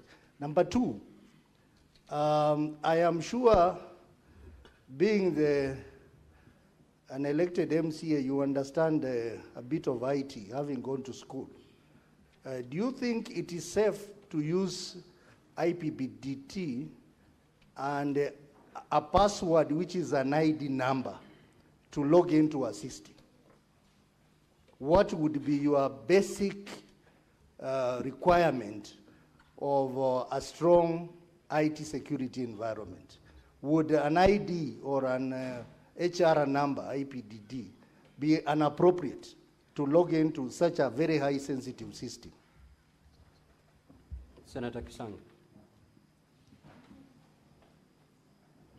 Thank you, Honorable Speaker. Honorable Speaker, I have two issues. Number one is as a third term MCA, I believe when the last impeachment case failed, I expected you to go back to the county, reconcile with the governor, and work for the people of Kericho County. Did you make an effort as a senior member of the assembly to sit down and see how you can work for the county and with the governor? And then lastly, Honorable Speaker, I wanted to find out from the MCA, during the 14th day, how many MCAs in total were in the chambers? Because from the results that we have seen, it's only 33 that voted. The other 14, what did they do? Did they, because they expected to be either absent or abstain or vote no? And then the last one, if I still have time, if you go to volume 4A of the county assembly, you have said the challenges they faced at the committee. There was limited access to critical information that the committee required to verify allegations raised in the Kasim Tani. Who is this particular person? How come you were not able to access any information on this particular report on Kasim Tani? Senator Abbas. Thank you, Honorable Speaker. Mheshimiwa Doc, my question is that, as you're aware, the governor is the CEO of the county. The governor commits no funds, signs nowhere. But of course, we have all the institutions in place. We have the treasury, we have the accounts, you have the procurement, and even the time of giving the contracts, there are committees that have been formed.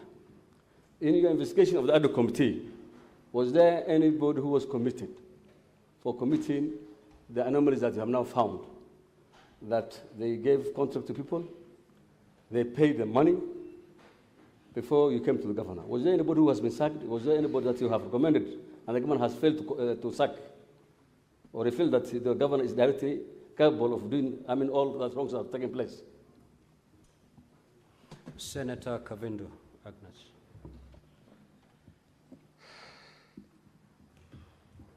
Thank you, Mr. Speaker, for this opportunity. My question is about the kazi mitaani. You say that there was no legislation in place. There was no law in place. And yet, you MCRs are the people who should be doing the legislation to put the law in place.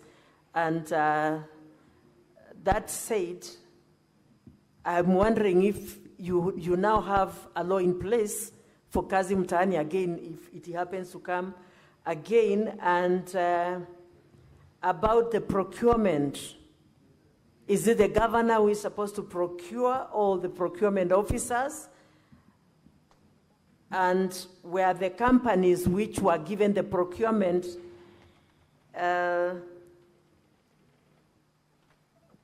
pre-qualified in the county?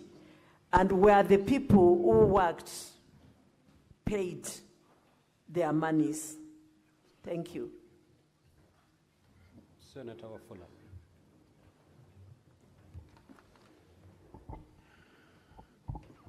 Thank you, Honorable Speaker, for this opportunity. I have clearly listened to our good MCA talk. My question comes here. Did we have any MCA in the steering committee of this arrangement for the burial of these deceased people? How much did the MCAs and the county assembly contribute towards this kitty that you are crying about for the injured and the bereaved? And if you went there as mourners, assume you appeared in nowhere, how do mourners start auditing accounts of funds they have not contributed? And finally, did you expect the governor or any other person to float tenders on how this money is going to be used and who will audit these accounts? Thank you. Senator Sek. Thank you, Honorable Speaker. To the witness, now that we have realized the Londiani tragedy, on the issue of the signatories, where the accountants are staff of the county, we have heard from you that these officers have been sacked.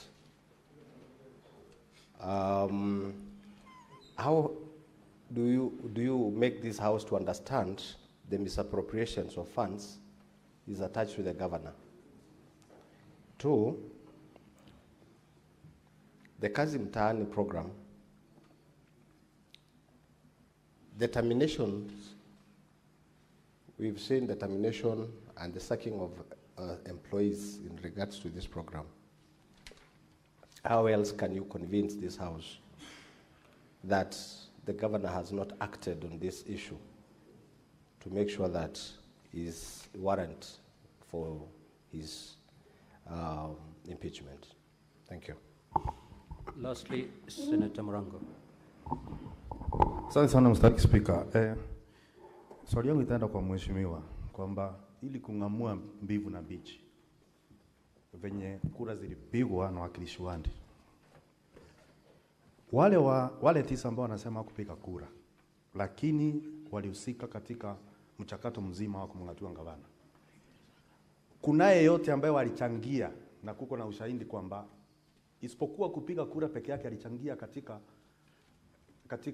mchakato mzima ule kwa kuongea katika mbunge la kaunti ya Kericho, ili tuweze kujua ya kwamba alisema nini, kwa sababu anayechangia hujulikana na asiyechangia anajulikana. Asante sana Mr. Speaker. Honorable MCA, you may now proceed to respond to those queries. Thank you, Mr. Speaker. And Mr. Speaker, before I proceed, now that I'll need to very fast respond to all the issues raised, I wish you would guide me so that I may not take long. But then let me try my level best. The Honorable Cherargei, Senator Cherargei, talked about Section 45. That is the appointment of CS and the COs. Yes, this is done by the Public Service Board, but the County Secretary is part of the cabinet. And from the amended standing orders of the Kericho County Assembly, we can, as an assembly, discipline the county secretary, but the COs, we can do the recommendation to the Public Service Board. You talked about the fictitious payment. I think it is because of time. Mr. Speaker, sir, we have the misuse of FLOCA money. This is World Bank money. That is highlighted in my motion, but has not been canvassed in this House. But it is in most of the reports that you have in this House. We also have strategic intervention projects. These are capital projects in the county government of Kericho, and I can highlight one which is captured in my motion, the Kunyak dispensary upgrade to become a health center, where, Mr. Speaker, a certificate of payment of Kenya shillings 8 million was raised even before the contractor started anything on site. It is wrong, and this is when the Committee on Implementation visited the site, the contractor was going to begin the works. But from the information given to the Assembly by the Department of Finance, they claimed that the facility itself is on the slab level and the kitchen is on the walling stage. This is contrary to the findings of the committee which visited the site. Mr. Speaker, we also have the misuse of enough CDP funds. It is also highlighted in my motion. And Mr. Speaker, even if you check the response from the governor as of 10th of June 2025, up to Kenya shillings 281 million, that is 266 million from the World Bank and 15 million from the county government of Kericho contribution has been used. If we had an opportunity to prosecute this, it will be appalling because this is a fund, Mr. Speaker, which has a manual from the World Bank. And I can tell you the governor cannot produce even a single minute from the county project steering committee. Mheshimiwa, whose question are you responding to? No, to this Honorable Cherargei. He was telling me that are we only pegging the impeachment of the governor on the fictitious payments? There are so many grounds that we raised, and that is why it's a matter of time. I cannot talk about the money for the death, Honorable Cherargei, because in our community, it is not good to take money meant for the death. And it was prosecuted, the money for the pastor. Of course, it was wrong. It was not part of the expenditure out of that money. So the county government of Kericho cannot account up to Kenya shillings 9 million. And the governor has a burden to prove to this House when he takes the stand. Senator Okenyuri, the voting system before, we used to do any division manually. But when the standing orders were amended last year, it then required the Assembly to use electronic voting even on a matter as this. And I can guarantee you from the logs that will be produced, and I followed when the director ICT was being cross-examined, each member who voted can be accounted for, for 33 of them. I did not get the Auditor General's report from Senator Okenyuri. Senator Faki, Kazi Mtaani. Mr. Speaker, most of these works were done, but then not even most of these works, some of them were done, but others, the contractors were merely assigned a place. They never did anything. It is in the report, but they were paid. We felt as a committee that looked into this, that the value for money was not realized. And we even gave the governor recommendations to ensure these contractors who were paid without a single documentation be surcharged, and the officers who oversaw this process be disciplined. As of now, it cannot be the CEC in charge of lands who will carry the burden, when we still have the municipal manager who is still serving to death. The accountant who paid is still serving to death. The municipality of Litein was, at the moment, acted by the sub-county administrator. He's still serving. And that is the accounting officer who oversaw the whole process. So most of these officers are currently working. They have never been called to account the loss of 39 million. And that is why I said, pursuant to Article 179(4) of the Constitution and County Governments Act, Section 33F, the governor bears the huge responsibility in the way the resources of the county is managed. Senator Tabitha talked about the Londiani victims. I can tell you, if you pay 4.8 million of the 14 million shillings raised, that tells you up to 9-point-something million was not given to those victims. And the commitment by the governor in that clip, how I wish we had time, because to this Senate we produced 3 clips for Londiani. Governor talking about this is what we're going to do. When the report from this committee came, he talked about my hands are tied. I cannot punish any official. Then we felt the governor is the biggest beneficiary in the whole scenario, because how can you then not even take a chief officer or even the signatory to account where this money was spent?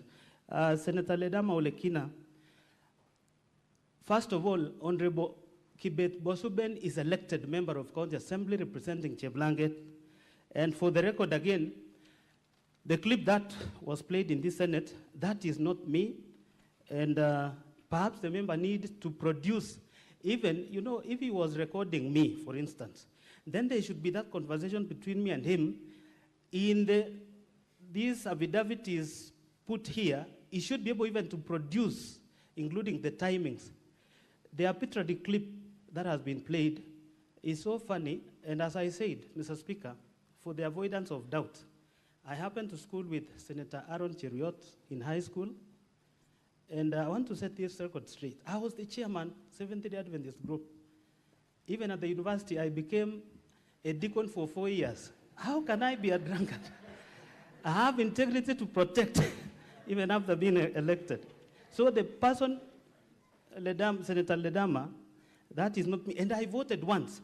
In fact, I was number 4 in that log, because as the mover of the motion, I wanted my vote to count, because I badly wanted all the members to pass the motion for us to come and be heard before the Senate. Last time we were not heard. Kinywa, Leonard Oti, if you check the transaction, I want to just, and I want to believe Kinywa is here. Show me.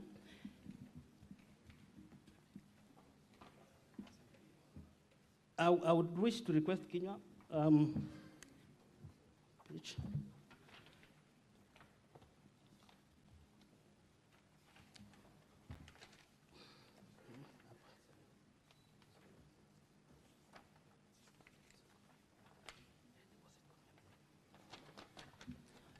So, members, let me take you to volume 4D, page 60. If you check, when the fundraiser money was raised, Senator Kinywa, on 4th of July 2023, there was a deposit of Kenya shillings 13,653,660. That is in cash that was deposited into the account. And you can see 537,150. That was the pay bill money. That the pay bill was tied to this account. And you can see also 266,361. That money was sent by a businessman in Kericho who supported the family, and we have the 51,051 again. If you add all that money, it brings a total of 14 million and some amount on top. Now, you can see transaction began from date 11th of July. So this account was existing, but the county decided to use this account. So the transaction is where we are beginning from down there, where withdrawals were done. I want to believe I've explained. And so Senator Muma, accountability to the assembly. Of course, the executive is accountable to the assembly through the CECs appointed by the governor.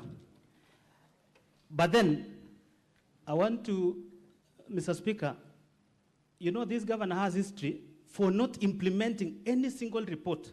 The Kazim Tani report was tabled, not a single implementation was done by the executive. The Londiani accident victims, even Senator Boni Halwale, the families who perished from Western, the committee members paid a visit to Western, to the families, to confirm.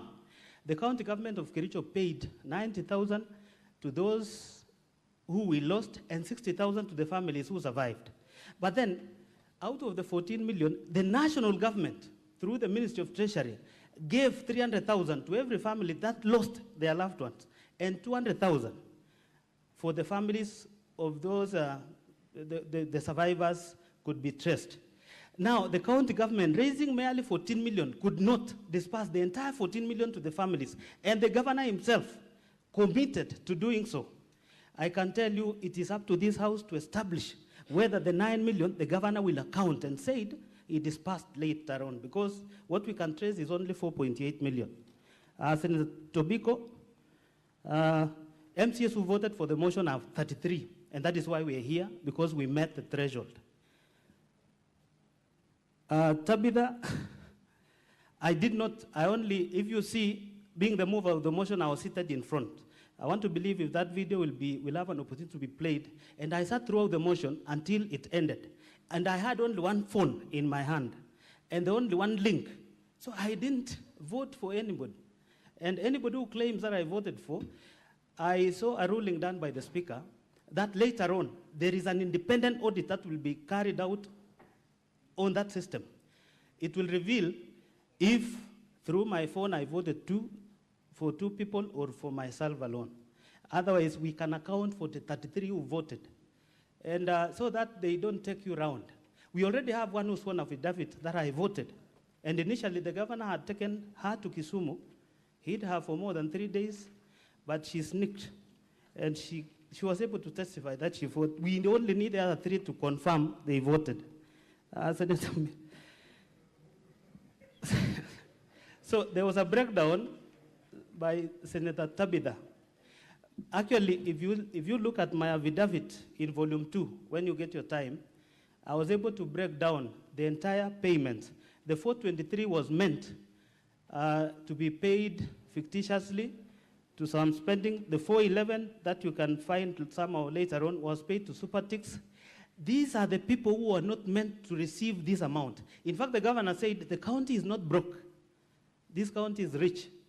And again, he instructed the same committee to make payments for the expenditure that was never meant to. This one we can prove. And even despite the fact that we came up with this report, he never acted on the report. Senator Mariam, Brian Langat was fired by the governor as the CEC. And if you check the grounds under which the governor fired the 6 CECs was failing to adhere to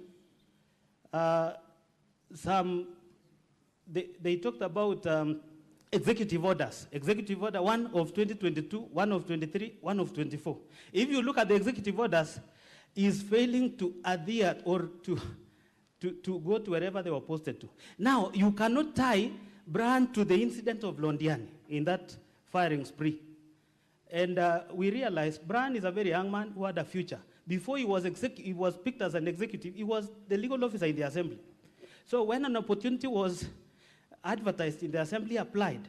And he was competitively sourced. He is now the deputy director, legal services. We feel Brian was not fired for lack of or for committing any offense. Senator Onyonga, it is true, your standing orders and ours, we are trying to improve as a county. because we felt if we continue using manual, remember the only assembly that we are still using the assembly that was used by the defunct local authorities. And there is one that we are building. Once we have a modern assembly like this, I want to believe we'll be having gadgets like this. And it will be easier for us to vote, and the results will be seen within a minute. Mheshimiwa, you have 2 minutes to go. Thank you, Mr. Speaker. Senator Nyamo, we've never used electronic voting before because we've never had a matter as of great importance as this one. So we had to use on this one because it is a decisive vote.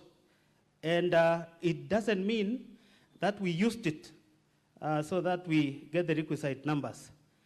I want to believe the IT officer has explained, in case of any malpractice or in case of any failure, I want to believe there was a way we were going to address that. Senator Boni, yes, from the council, Ongoya, of course he painted governor as a bad man. And if we had an opportunity of playing most of those clips, the governor is one man, is a man of doublespeak. When the report on fictitious came out, he referred to the same MCS he had faith in as contractors. But before then, he said, I have faith in this MCS, looking into the matter. When the matter came up, he talked about them. In fact, the shocking thing, the other committee that was looking into Londiani incident, the governor in broad daylight and in public called them, referred to them as funeral committee. This is another committee composed of honorable members. When you publicly refer them as funeral committee, it is up to this house to find this is not a good governor, but likely to be a bad one. Senator Mungatana, actually, the composition of the committee that was spearheading the distribution of this money was co-chaired by the county commissioner. 90% of the committee members were appointed by the governor, and the officers, he supervises them. So this county commissioner had no role in that committee, despite the fact that he was a co-chair. I want to believe other things that was raised about the voting have been able to, the officer before has deliberated on. Senator Abbas, governor is the CEO of the county. And as I said, any misuse of funds that we've witnessed, we tied the governor to that because pursuant to County Governments Act, Section 30, and Article 179(4) of the Constitution, the governor bears the greatest responsibility in the manner in which our resources are misused. So the others, Mr. Speaker, issues of voting, we will, under your directive, we will be getting the real results. But I want to beseech this House, when the time comes for voting, please consider the issues of Kericho. It is not one. There are so many grounds, including the haphazard dismissal of staff by the governor. There is one CEC who was dismissed in 2023, a very young man, who went to school in a village, school, scored the best grade, came to Kenyatta University, was working for the Water Trust Fund. But the governor, by a mere text, he was dismissed. This is a governor who should learn that when you're given opportunity, you need to act according to Article 75 of the Constitution, conduct of the state officers, so that the governor should know, being a governor of a county like Kericho does not mean you're above the law and you can do anything as you think. It is up to the Senate to decide on behalf of the people of Kericho. Thank you, Mheshimiwa. Thank you. Now that the yes, Council for the County Assembly, you have something to say? Yes, please proceed. Mr. Speaker, sir, you will recall that at the close of our case, I had intimated that I would be making a very quick application. At the end of our examination in chief yesterday, we were told by the Senate that they reserved the interrogation of our first witness, Mr. Geoffrey Bett. We still wanted to have that clarification whether he still needed, because we still have him around. He's one of the witnesses that is living with disability, so we wanted to have that clarification first. And second, and related to the issue, at the end of his testimony yesterday, the said witness made an application for protection, not just on his physical attack, but even against bullying on social media. He has brought to my attention an incident that went against the request that he had made, that yesterday through a Facebook post by one Joan Chepkrui, whose Facebook name is Joan Kaku, alias Nadia, wrote the following words: Kiwete anataka kuhurumiwa na 80 million ilipotea department yake. That comment was shared in another Facebook page, that is Philip Mugo's Foundation. That specific lady, Joan Chepkrui, has been cited sitting at the Speaker's gallery or the public gallery. In fact, she has taken lunch at the Senate yesterday and today, and therefore the simple request from Mr. Geoffrey is for stern action to be taken against that particular person who is still within the Senate's precincts. I'll usher in my senior to also make a comment on the same. Mr. Speaker, the most important thing for us is that the maker of that post is within these precincts, and the witness says that as he sat here, that lady was among the people sitting in the gallery just above your head, and that lady has eaten lunch with us in the Senate precincts, and he knows her personally because she's a neighbor from home, and she's a known blogger for the governor in Kericho County. Those are the instructions that we have. We think that those words that Mr. Mutuma has read are not only demeaning, but they humiliate a witness of that nature who was here, spoke his voice, spoke about this being a healing process for him. That humiliation damages his healing by far. We'll direct, Mr. Speaker, that if that witness is still within these precincts, because coincidentally for us on her page, she took some photos with some senators and had not named names, meaning she has been here. We have been shown photos taken yesterday with some senators in this precinct, validating the fact that she is within this precinct, and therefore stern action is necessary. Thank you, Mr. Speaker. Thank you, Counsel for the County Assembly. Counsel for the Governor, just have a seat. The Senate can only do what is within its powers. To the first limb of your request as to whether the Senate wishes to engage further with the witness, the answer is no. To the second request, I was made to understand that yesterday the witness did ask for arrangements to be made so that he feels secure when he goes back home. We can only relay that information to the IG, that the witness, as he goes back home, he doesn't suffer any insecurities as a result of having appeared before the Senate. On the third one, on the social media post, as a Senate, we are not in a position to control what goes into social media or not. Now, Counsel for the County Assembly, since you've identified the culprit, you know exactly the remedies that are available to the witness. Kindly pursue them so that that particular person who posted that derogatory post is punished pursuant to the law. However, I will add one thing to the members of public. We are here on a very serious matter. And no member of public, nor the parties involved in this particular case, or even the senators, are allowed to intimidate any witness. That post is an intimidation of a witness. And therefore, be warned whoever did that, because the reason why I told the council for the governor to sit down is we're going to degenerate into a hand-pecking exercise. My client has been mentioned, I need to say this.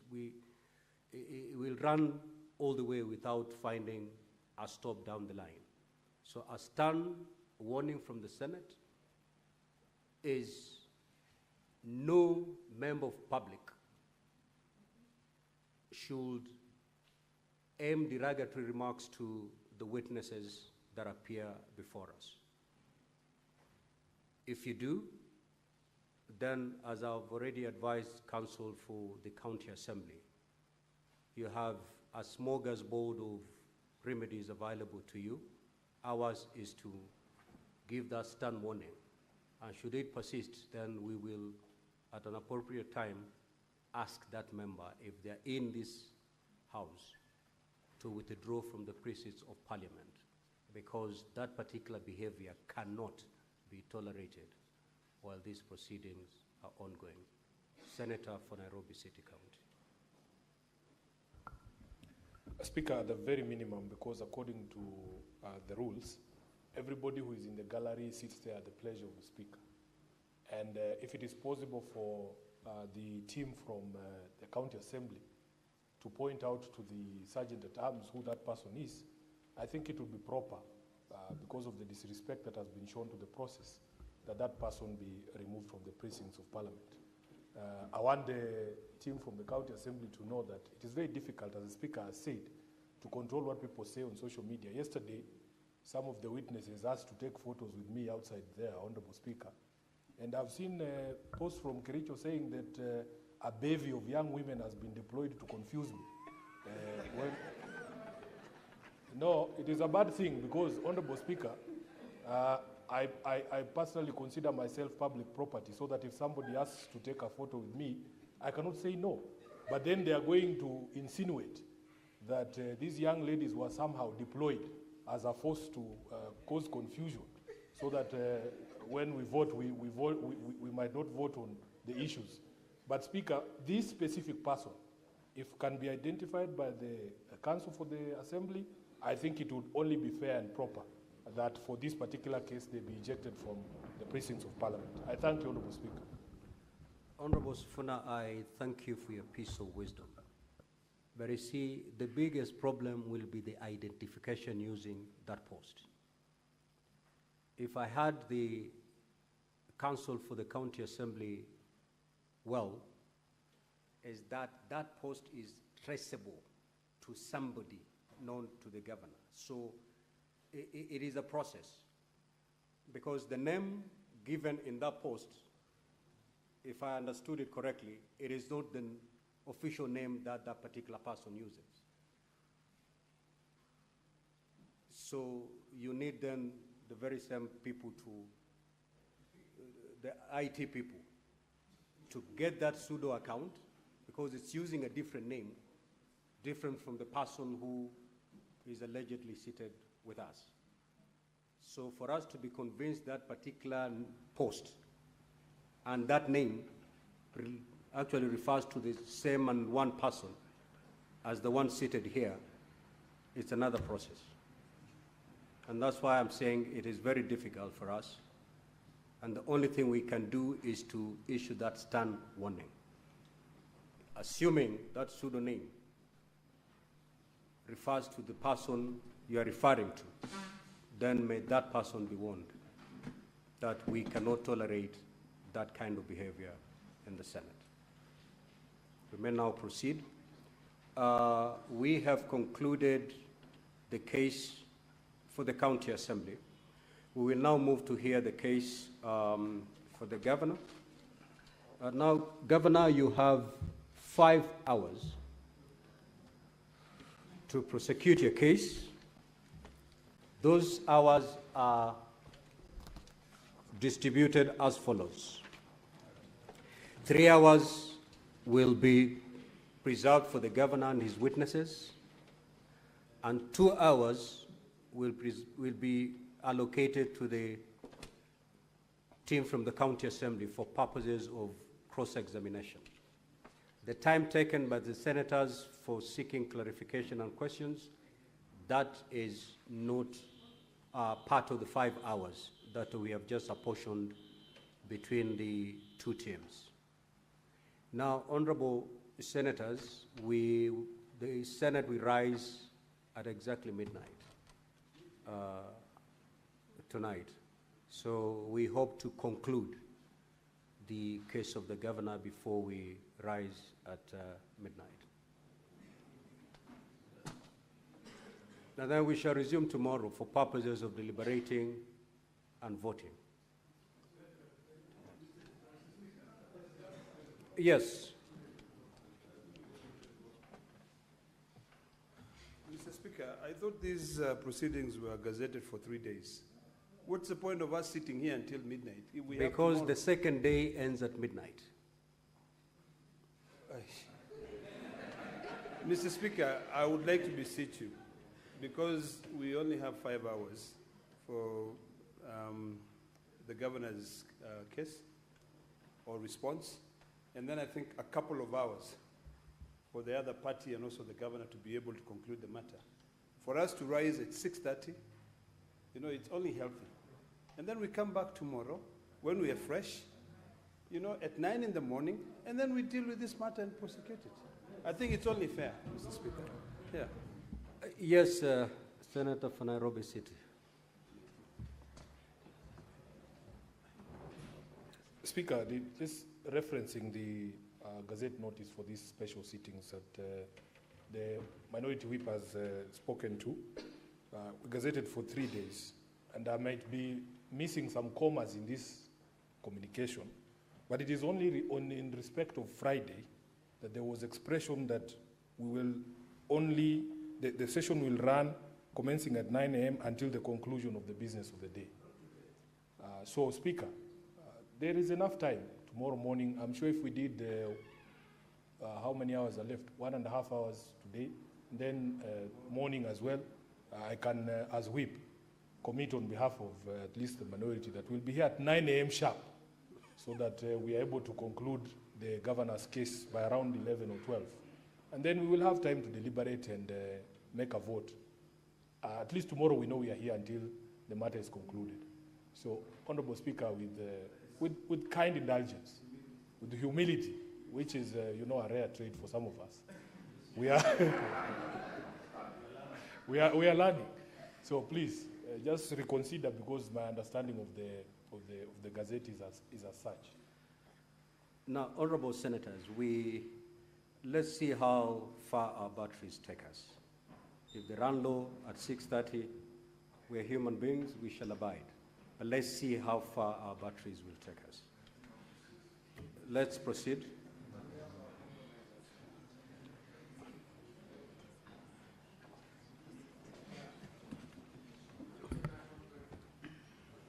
No, we cannot. We cannot.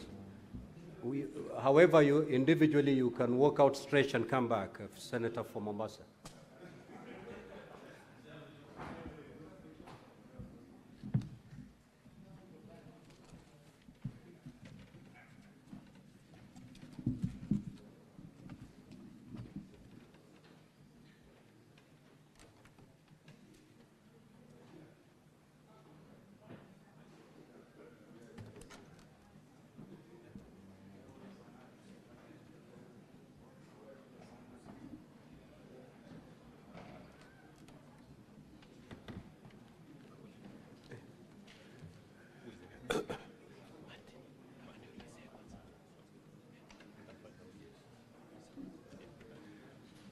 Mr. Speaker, sir, can I have the witness come in?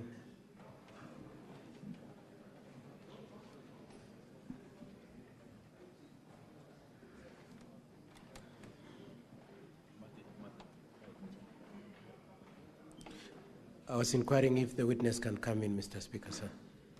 Sergeant at Arms, kindly usher in the first witness of the governor's side.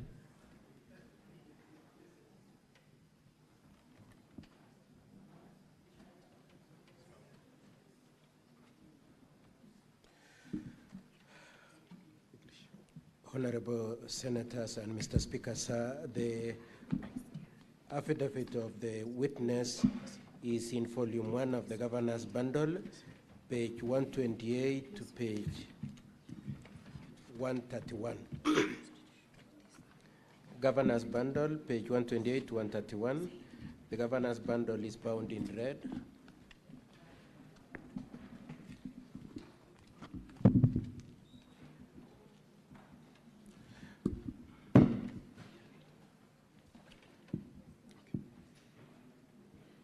I, Martin Kiplangat-Teriot, do solemnly swear that the evidence that I shall give before the Senate in respect of the matters before the Senate shall be the truth, the whole truth, and nothing but the truth. So help me God.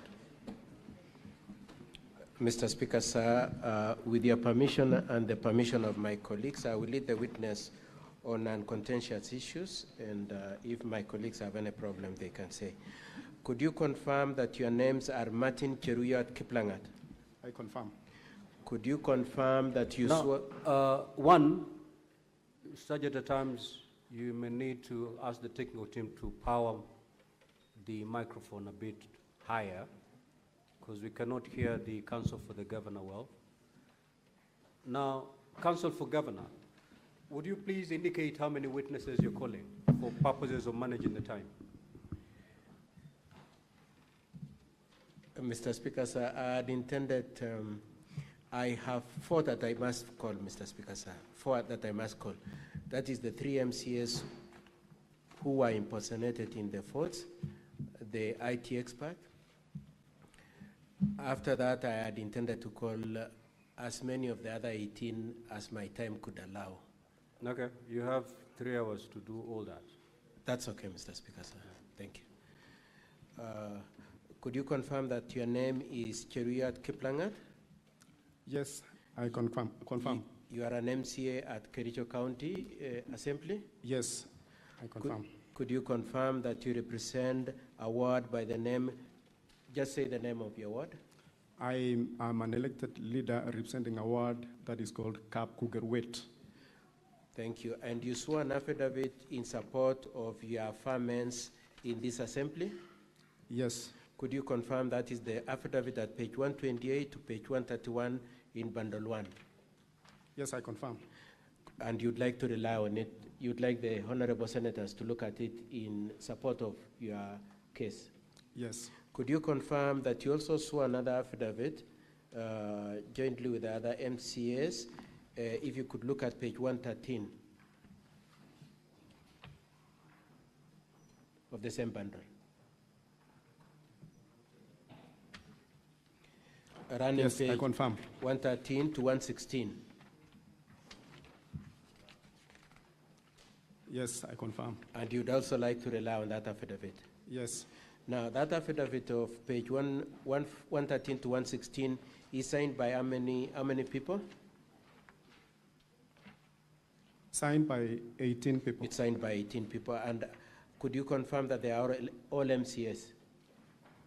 They are all MCS. Could you confirm that what you are saying in that affidavit of at page 113 to 116 is that the 18 of you did not vote in favor of the motion? Yes, I do confirm that we did not vote in favor of the motion. That's not what I'm asking you. What I'm asking you is that in that affidavit you've said that all the 18 of you are saying that you did not vote, isn't it? That's what you're saying? Yes. Okay. Now, could you move on to page, I would like you to go to page 109. Page 109. Could you confirm, what is the document at page 109? This is an OB number. This is an OB number. What was the complaint that was being made in respect to, were you involved in the making of that OB number? Yes. What was the complaint that you had made? The complaint that I made at this at the DCI is that there was I didn't vote. I didn't vote. Somebody else impersonated you. Impersonated me.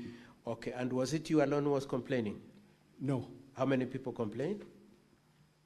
4 of us. 4 of you. Yes. And the 4 of you are the ones whose votes are purported to have been made in favor of the impeachment, isn't it? Yes. Okay. And you'd like also the senators to take into account that? Yes.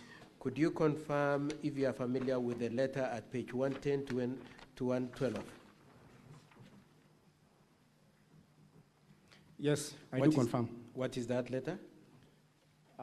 This is also a complaint to DCI headquarters to request them to investigate the unprocedural, unauthorized use of my credentials in that voting process. It is also a complaint in respect to impersonating you in the voting. And how many people complained? How many people wrote that letter? 18 members. You wrote 18 people. Okay, so I would like us now, having laid the documents in your affidavit, I would like you to go to paragraph 3. Are you at paragraph 3?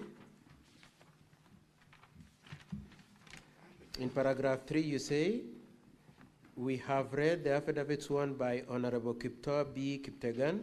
We adopt and reiterate all he has stated, inclusive of the annexes he has made. That's your position at page 128.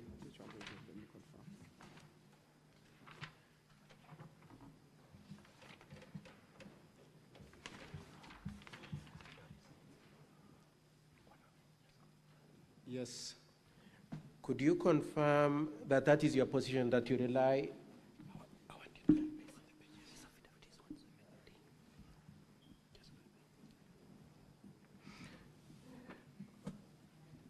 You stand by that position that you rely also on the substantive affidavit sworn by Honorable B. Kiptegan, isn't it? Yes. I would like you to be shown page 117 to 120.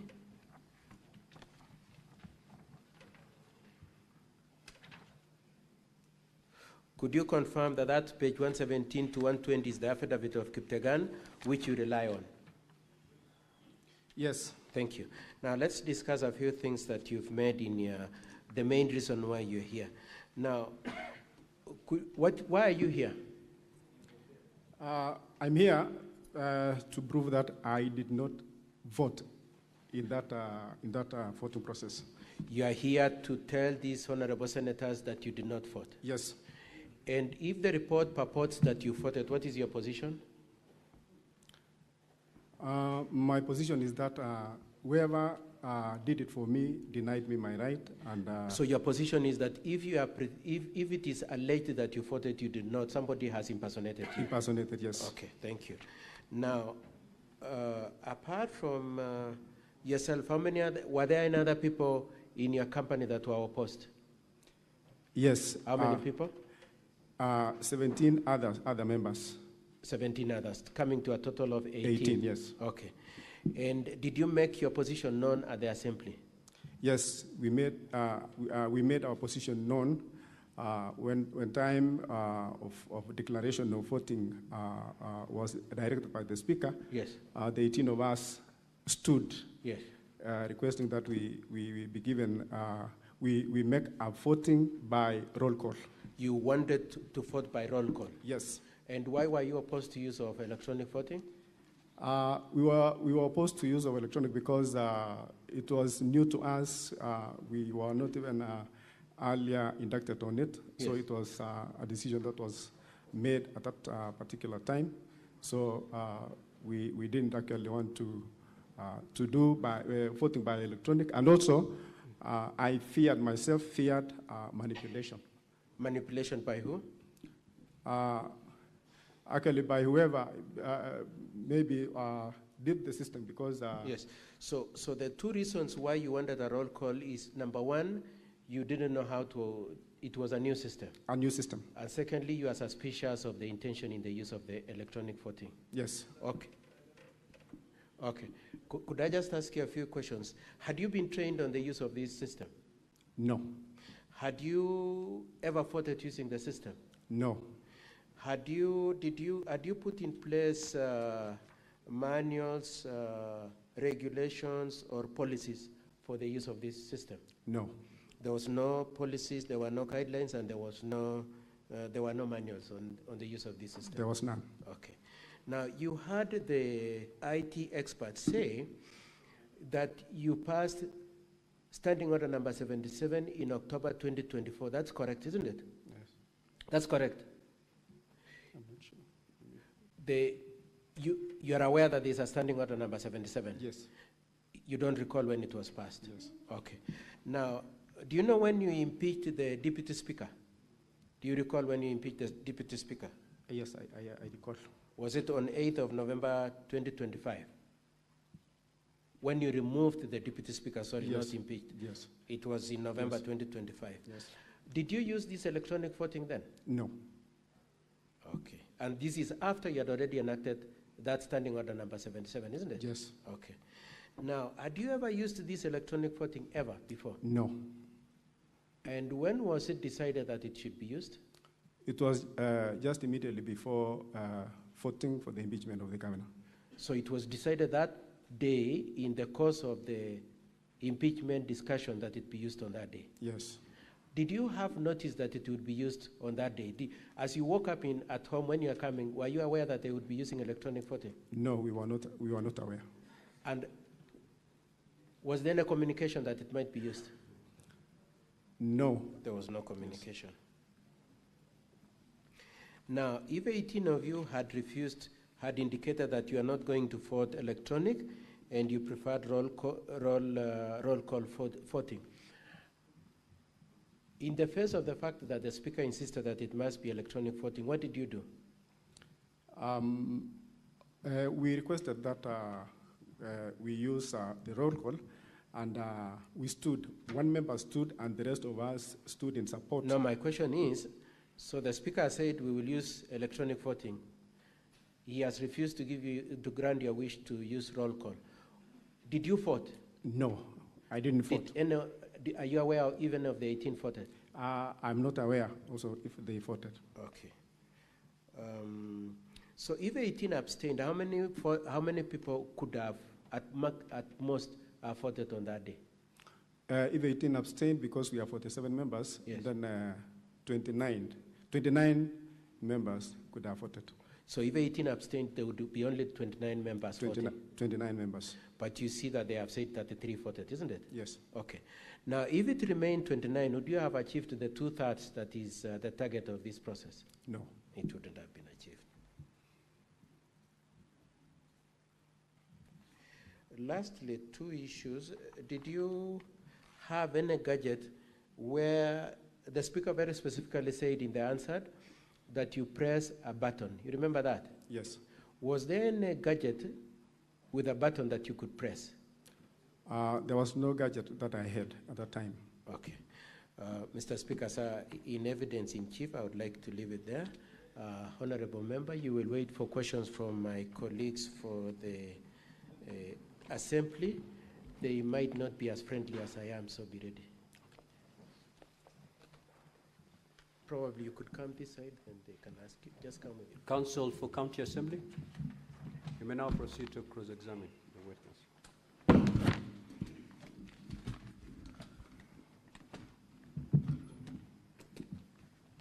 Thank you, Mr. Speaker, sir. Honorable Martin Cheriot, good evening. Good evening.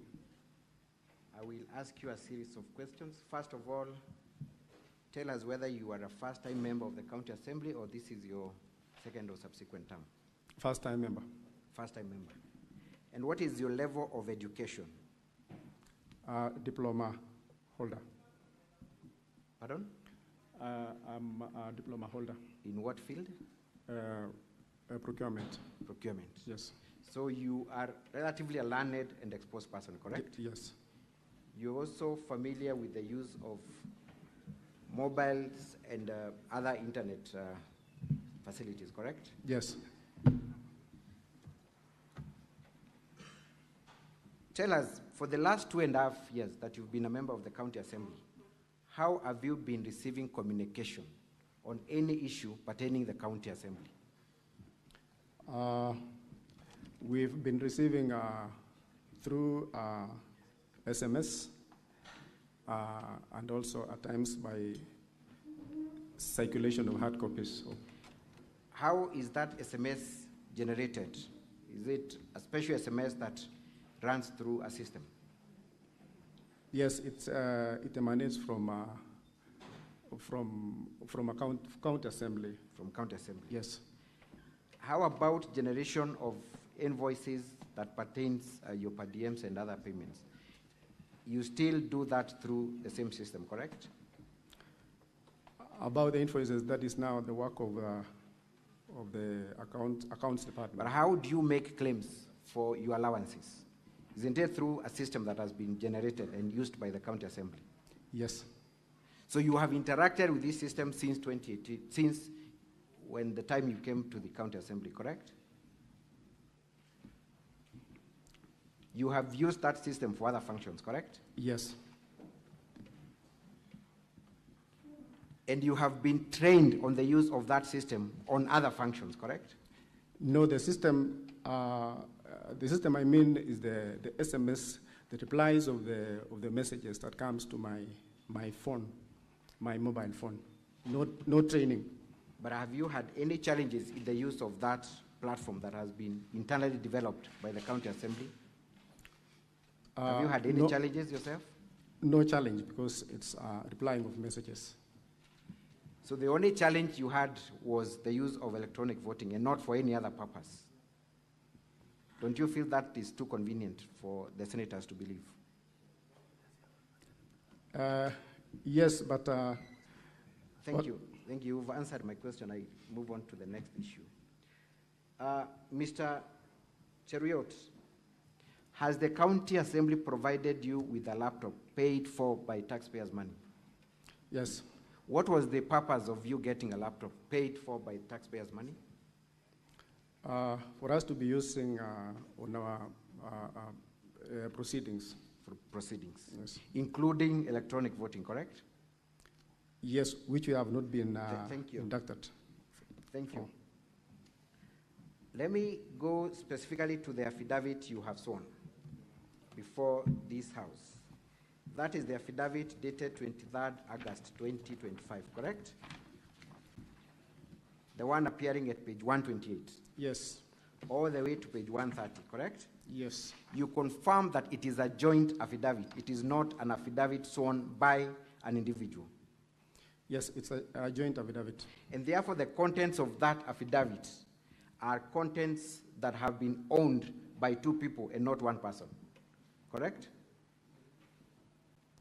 Those are not just your varmints, but varmints of another person, one Edna Tonui, correct? Yes. When did you appear before a commissioner for oaths to swear this affidavit? Do you recall appearing before any commissioner for oaths? 23rd day of August. Where, specifically? Kericho. Which office? Marisha Cable. Give me the building and a number of that advocate. Katwa and Kemboy Advocates, 5th floor, Transnational Plaza. So this affidavit was sworn by Katwa and Kemboy Advocates, correct? Yes. So that then you did not appear before Chebet Ngetich, the Commissioner for Oaths. Or are you telling me that Chebet Ngetich works at Katwa and Kemboy Advocates? You did not go to any other advocate to swear this affidavit, correct? Yes. You did not. And therefore, you did not appear before a Commissioner for Oaths, one that is said to have commissioned this document, Chebet Ngetich, correct? You do not know who Chebet Ngetich is, correct? I appeared. Mr. Cheruiyot, which version of your story should we take? You have just said you did not appear before any other person apart from the office of Katwa Kemboy and advocates. I appeared before Chebet Ngetich Fancy. Pardon? I appeared before Chebet Ngetich Fancy. Give me the location of this advocate. Which offices does he operate from? Does she operate from? Marisha Cable Plaza in Kericho. Pardon? Marisha Cable Plaza in Kericho. Which floor?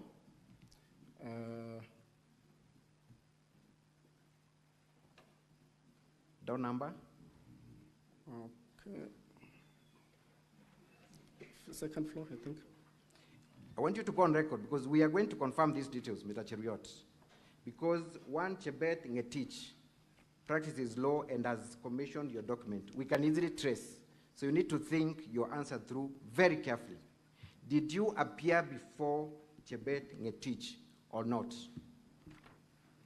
I appeared, but I don't remember exactly which floor was she. In whose company were you? Which other person was in your company when you appeared before this commissioner for oath? This one I was alone. You were alone? Yes. This affidavit confirms that two people appeared at the same time before a commissioner for oaths. You're telling these senators that you appeared alone. Don't you think that you're confusing the senators, Mr. Cheriot? Or at least you're not being truthful. When I signed, I signed alone, even though the affidavit appears to be to have been sworn by two people. So you do not recall seeing Edna while this affidavit was being prepared? I signed, and I think later she came and also signed because she's my colleague MCA. This is your affidavit, Cheriot. And at the averment, at the beginning, you say, we. That means this document was generated, drafted, commissioned by two people at the same time. So are you now disowning the fact that this affidavit was jointly done and that it is only you who signed the affidavit? Is that your position? No, there is a space for Edna who also came, who signed also, and I also signed. I want you to look at another affidavit. Honorable Senators, this is the affidavit appearing at volume 7A of the County Assembly's document.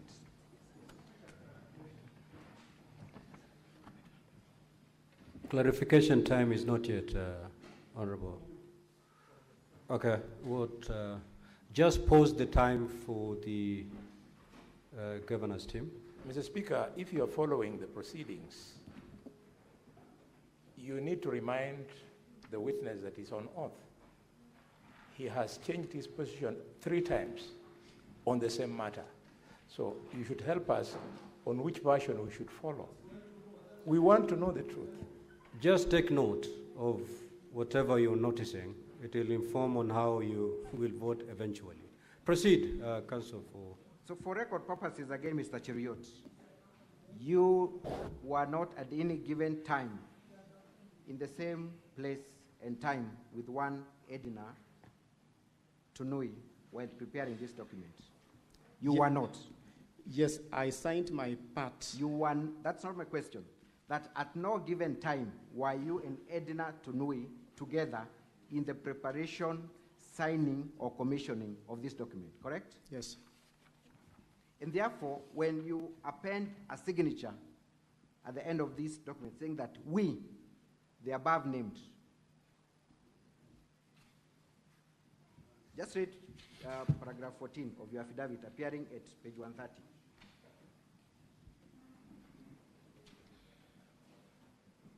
Just read what you state there at paragraph 14 at page 130. Yes. Proceed and read. Facts upon hearing are true to the best of our knowledge, information, and belief, save where we have stated otherwise, where we verify hereof in the correctness of what we stated. Do you still stand by the affirmation at paragraph 14 of your affidavit that the contents of this affidavit are true and correct to the best of your knowledge and belief? Yes. You have just confirmed that you have not seen Edna in the preparation, in the signing, and commissioning of these documents. How are we to reconcile that with the fact that you are now stating that this document was generated jointly between you and Edna? Don't you think there's a contradiction, Mr. Cheriot? No. You do not think there is a contradiction?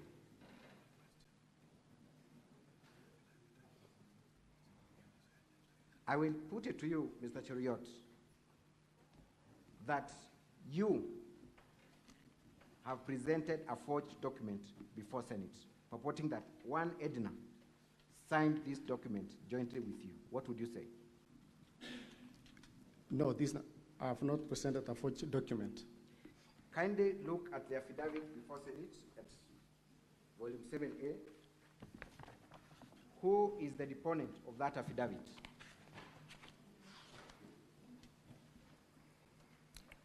Chepkurui Edna Tonui. The same person that you have alleged you were with when you're signing this affidavit jointly, correct? Yes, but I stated I signed It's it. a yes or no. Is it the same person? Same person. Same person.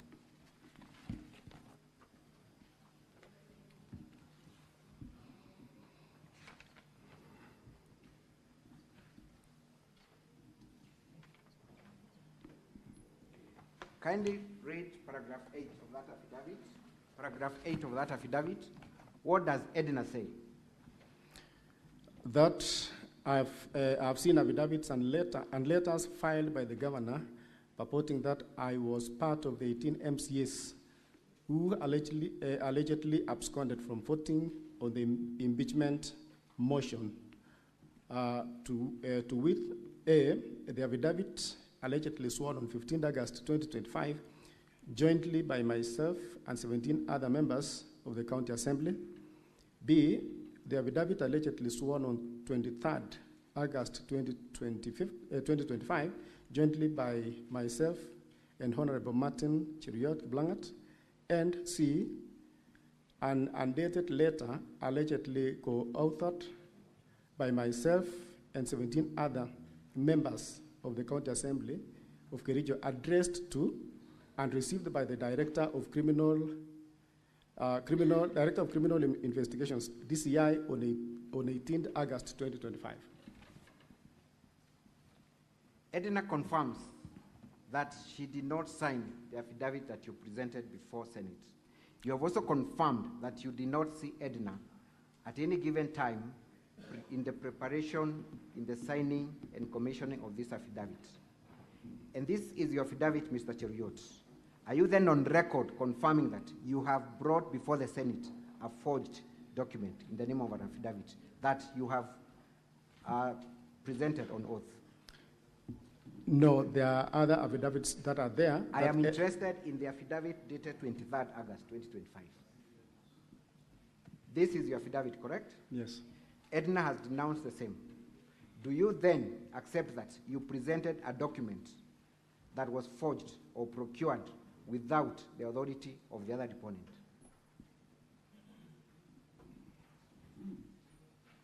Please answer the question. No. No. Mr. Cheriot, as has been stated by Senator Kalwale, you have given different versions of the same story from the time you took the stand. You have also presented a document that you signed on oath that you've now disowned. The simple question is, why should we believe you when you say that you did not vote, when the system confirms that you voted? I did not vote. How credible is that statement in the wake of all the other lies and contradicting versions that you've given before this House? The link that was used to vote was sent to my mobile phone, which I never opened.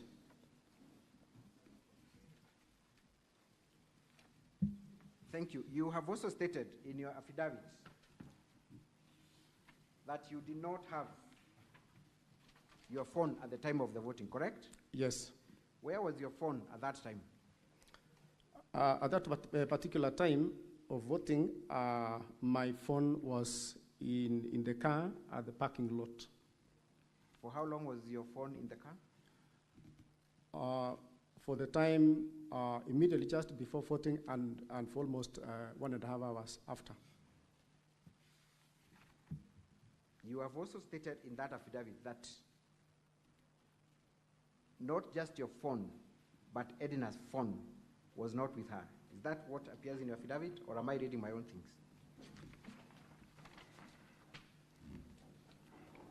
Do you remember stating that fact? Is it in your affidavit? Yes. You stated on oath that Edna did not have her phone at the time of the voting, correct? In your affidavit, correct? The 18 members that were... I am talking about Edna and yourself, the deponents of this affidavit. You have confirmed on oath that Edna did not have a phone at the time of voting, correct? Yes. How could you tell that Edna did not have a phone at the time of voting? We were together in the chambers, and she also had given her phone elsewhere. We're interested in knowing that elsewhere. Where is that other place that your phone was and Edna's phone was? Mine was in my car at the parking lot, and she said she also didn't have her, so I don't know exactly where she had kept it, but she didn't have the phone in the chambers. Mr. Cheriot, yes. You have disowned ever seeing Edna in the making of this affidavit. How can we verify the fact that Edna did not have a phone at the time of voting?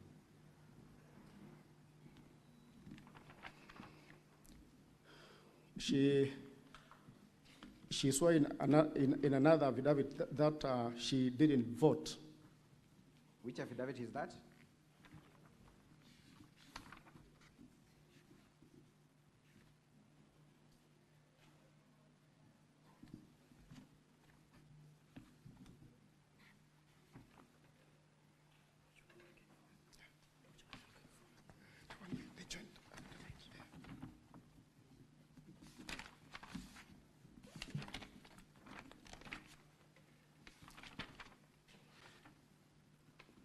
I'm in reference to the complaint that she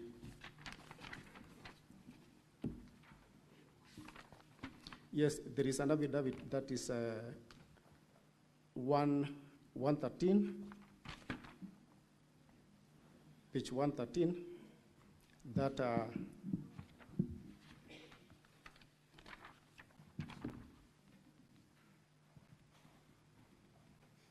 give us the page of the affidavit.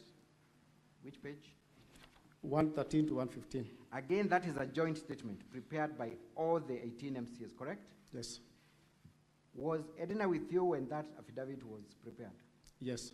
Who commissioned the affidavit?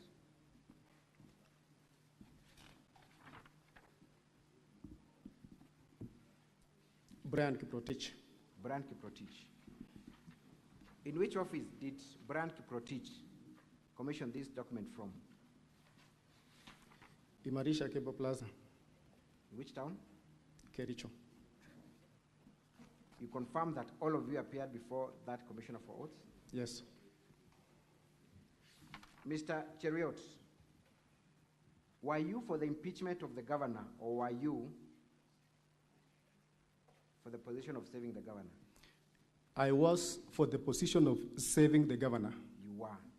So you have not supported any process of impeaching the governor? You have not? I didn't support the process of impeaching the governor. Thank you. I want you to go to volume 3 of the County Assembly's document at page 120. Let's see what you contributed before the House in respect to the issue of fictitious payments. I want you to read verbatim your contributions contained at page 120 of volume 3. That's the Hansard report, Honorable Senators, as contained at volume 3, County Assembly's documents. Page 120.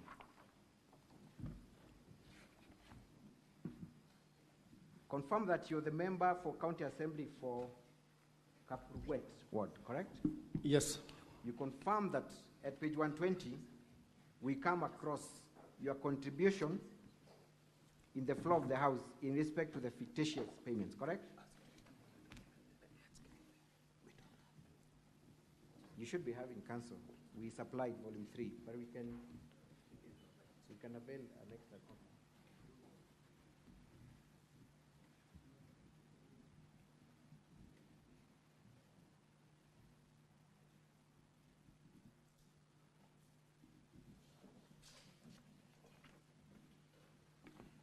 Page 120.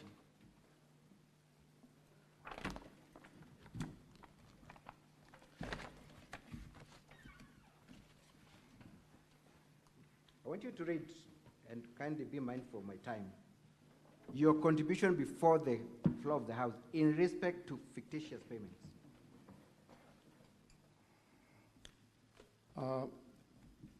Thank you very much, Mr. Speaker, sir, for giving me this opportunity to contribute on this report on fictitious payments. First, the Honorable Speaker, let me congratulate the committee led by the chairman, Honorable Albert Kipkoech, for this very good and eye-opening report. Mr. Speaker, I want to say that one of our roles as House is oversight, and I want to say that we cannot stand aside and watch those who've been given responsibility to squander or to do the kind of payments they have done. And to cite a case in my ward relating to how the procurement process was done. I have read and heard from the members that a procurement process was initiated, and in a record of 3 days from the initial stage to the end, the payments were made. I have a project in my ward, the Honorable Speaker, that was done 2 years ago, and the work was done genuinely. Actually, the contractor did the work very nicely, and I'm wondering how a procurement can be done in a record 3 days up to the payment, and somebody has put resources, a genuine person, has done very good works, and has not been paid for such a long time. I remember some of these officers, when we were bringing into serve the county, one of the aspects we saw was the aspect of integrity, and now questioning where this integrity has gone, that now we are not being careful with resource, has gone, that now we are not being careful with the resources of our county. So I want to say that, those who have been implicated or mentioned, and specifically I'm drawn to the specific recommendations that action needs to be taken against them for not, or to be held accountable for the actions that are upon them. So I want to say, Honorable Speaker, I'm in support of this report so that we move on and we guard the resources of our county. Thank you, Honorable Speaker. Are you changing your position in respect to the report on fictitious payments? I'm not changing, but there were specific recommendations, not really impeaching the governor. You did not disagree with the report, did you? I agreed with the report, but with recommendations, specific recommendations. You endorsed the report, correct? Recommendations. You endorsed the report, correct? Just a straight answer. You endorsed the report, correct? Yes, I endorsed, but not impeachment of the governor. But you endorsed the report which stated that all people who are culpable should be held to account, correct? Yes. And if the governor is one of them, that remains the position, correct? Unless it's proven that he's one of them. Mr. Cheruiyot, I believe you are also familiar with your standing orders, correct? Yes. Kindly tell us what Standing Order 77 provides in terms of electronic voting.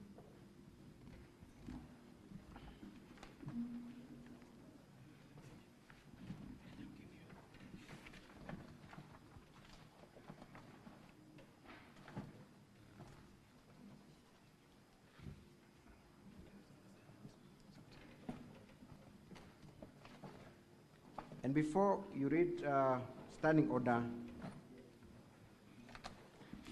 77, while we are still at that report, kindly go at page 178, volume 4A.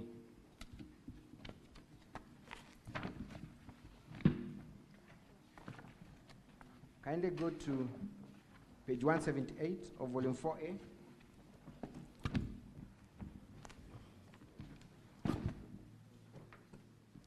We are still talking about the same fictitious payments report, correct? Yes. At page 178.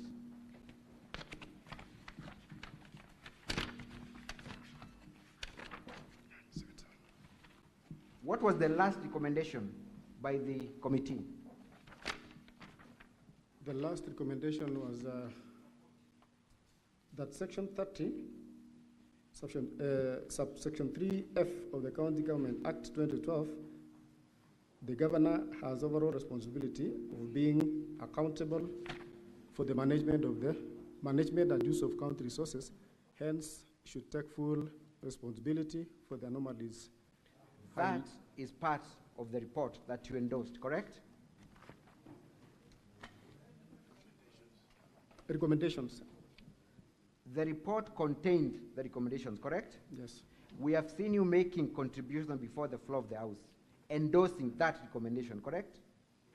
And therefore you endorsed the removal or action being taken against the governor for fictitious payments, correct? Correct?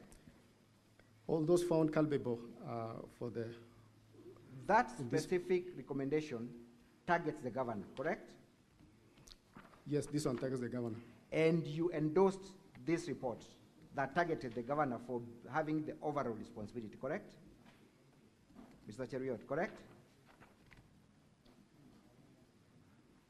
It's a yes or no? No, I didn't target the governor. Did you seek to amend or disagree with any part of the report? We have seen you fully endorse the report. On Hansard, had you not read the report or you're changing your version when you appear before the Senate now? Which one is which, Mr. Cheriot?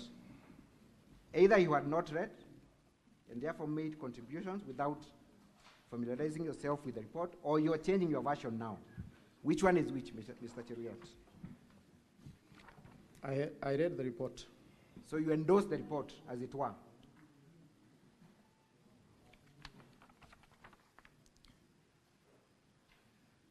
I'm struggling to understand what your position is. You have just told Senate here that you do not agree with the report to the extent of removing the governor on account of fictitious payments, correct? Yes. That's what you've told us. We have seen you on the floor of the House endorsing this report that seeks to hold the governor fully accountable for the same. Which one is your position, Mr. Cheriot? That report also recommended for the governor to be given time. I am interested in that specific recommendation that require the governor to take full responsibility. Is that part of the report that you endorsed? Yes. Then you have lied before the Senate when you say that the governor should not be held accountable for the same fictitious report that you endorsed, correct? There are people in the department who are supposed to be held liable and responsible for the... Mr. Cheriot, what was the incentive for you to change your position from endorsing the report, from voting for the governor, for the governor's impeachment, and to now testify that you did not vote? What was the incentive? I wanted the governor to be given time to I'm asking you a very specific question. What was the incentive?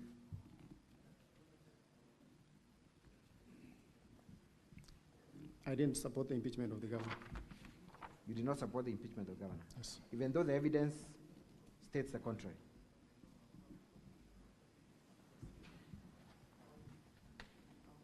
Let us go to the standing order as my last line of cross-examination. Do your standing orders provide for electronic voting? Yes. Standing order 77, correct? Yes. Correct? Yes. Are you familiar with that standing order as a member of the County Assembly? Yes, I'm familiar. Did you require advance notice to comply with standing orders that I expressed? Did you require prior notice that voting would be electronic? Yes, because we didn't have electronic. Did you require notice? Yes, I required. What is the basis of your answer? Because we didn't have the electronic gadgets, and I was not prepared with my... Mr. Cheriot, you have confirmed that the County Assembly bought you a laptop. So when you say that you did not have a gadget to vote, are you not lying to these senators? At that time, Council, I didn't have my... It's a simple question. Are you not lying when you state that you did not have a gadget when you've been bought for a gadget and you knew the business of the day?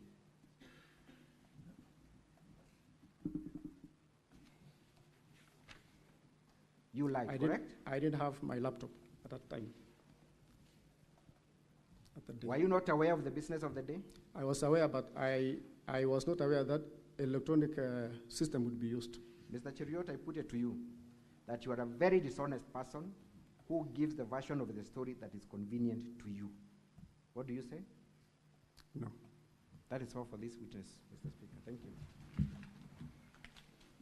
Any re-examination, counsel for the governor?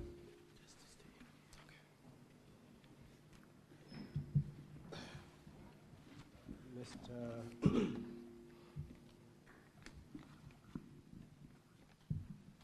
Martin, was there any time when you said that you supported the impeachment of the governor? No.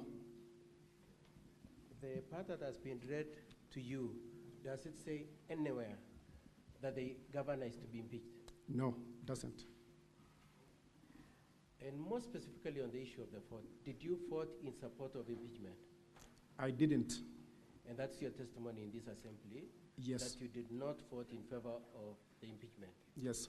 Okay. Now, even assuming for one moment you had a different mind when you're arguing, were you entitled to change your mind before the voting? Yes. But your position has always been that you don't support the impeachment of the governor? I don't support impeachment. Okay, what did you want, what kind of action did you have in mind from the report on the part of the governor? What did you have in mind that should happen to him? Because there were other specific recommendations, yes. So myself, I wanted the governor to be given time to implement what the committee... Your position is that the responsibility that the governor was to take on account of the fictitious payments, as is alleged, was that he be given time to take action on those claims? Yes. Okay. Now, you've been asked several questions in relation to Edna, and you are shown an affidavit sworn by Edna, isn't it? Yes. From the county assembly. Have you seen Edna come to testify in the whole of these proceedings? Yes. I'm saying, since we started this hearing, has Edna come here to testify, to come and give her testimony? No. You have not seen her? Yes, I've not seen her. Okay. Have you seen her say that the affidavit you have been shown is the genuine affidavit? No. You've not seen that? Yes. And can you say for a fact that the affidavit that you've been shown from Edna has not been forged? Can you say that? Would you know whether it's forged or not? No. It could possibly be forged also, isn't it? Yes, yes. Okay. Now, the affidavit that you jointly swore with Edna, were you with Edna when she was signing? Were you with her when she was signing? Or you signed alone the way you said? I signed alone. You signed alone and went away? Yes. Okay. And do you stand by everything that is stated in that affidavit as Martin? Yes. Do you know whether Edna would stand by them or not? Do you know? I don't know. You don't know, but you are speaking for yourself yes. in terms of what you said, isn't it? Yes. Now, I would like you to look at page 131. Page 131. Yes, sorry. Yeah, put that on. Page 131 of first volume 1 of the governor's bundle. My apologies. Yeah, there, page 131. Now, you were asked whether you swore the affidavit before who, and for a moment you said Katwa and Kemboy. You remember saying that? Yes. Could you let the senators know what is indicated as being what Katwa and Kemboy did?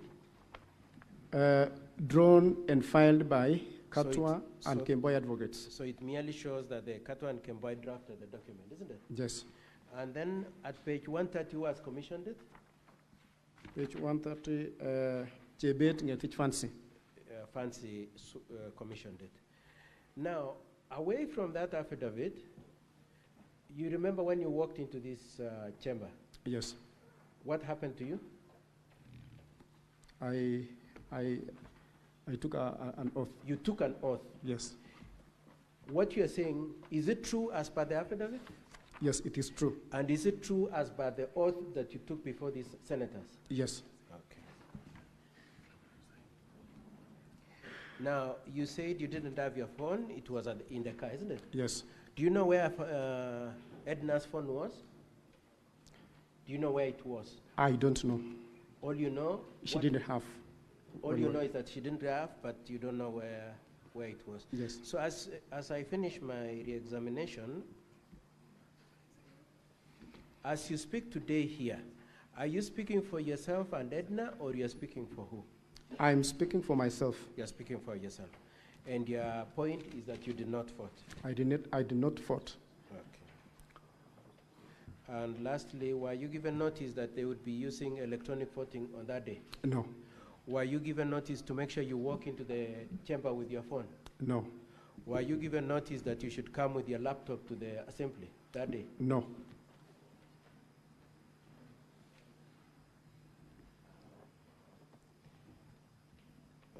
That should be all for this witness, Mr. Speaker, sir. Thank you. Now, honorable senators, it is time for you to ask questions and clarifications. I'll take phone this side, so that we move. Senator for Nairobi City County.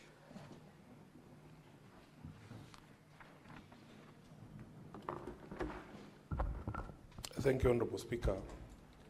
I want to refer the witness to the affidavit that starts from page 113 to 114 of volume 1 of the governor's bundle. And going through the affidavit at paragraph 1, the 18 people who deponed this affidavit are saying they participated in the proceedings. If you look at paragraph 6, they say the speaker demonstrated impartiality at several instances to mean they were present during that.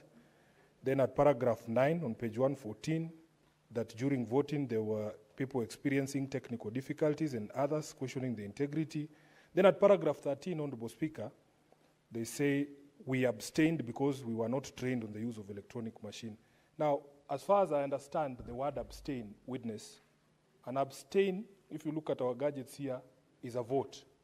Did you mean you voted to abstain or you refused to vote? That's the clarity that I want from you. I refused to vote. Just take the questions, then Okay. you will respond to them. Thank you. Senator Mandago.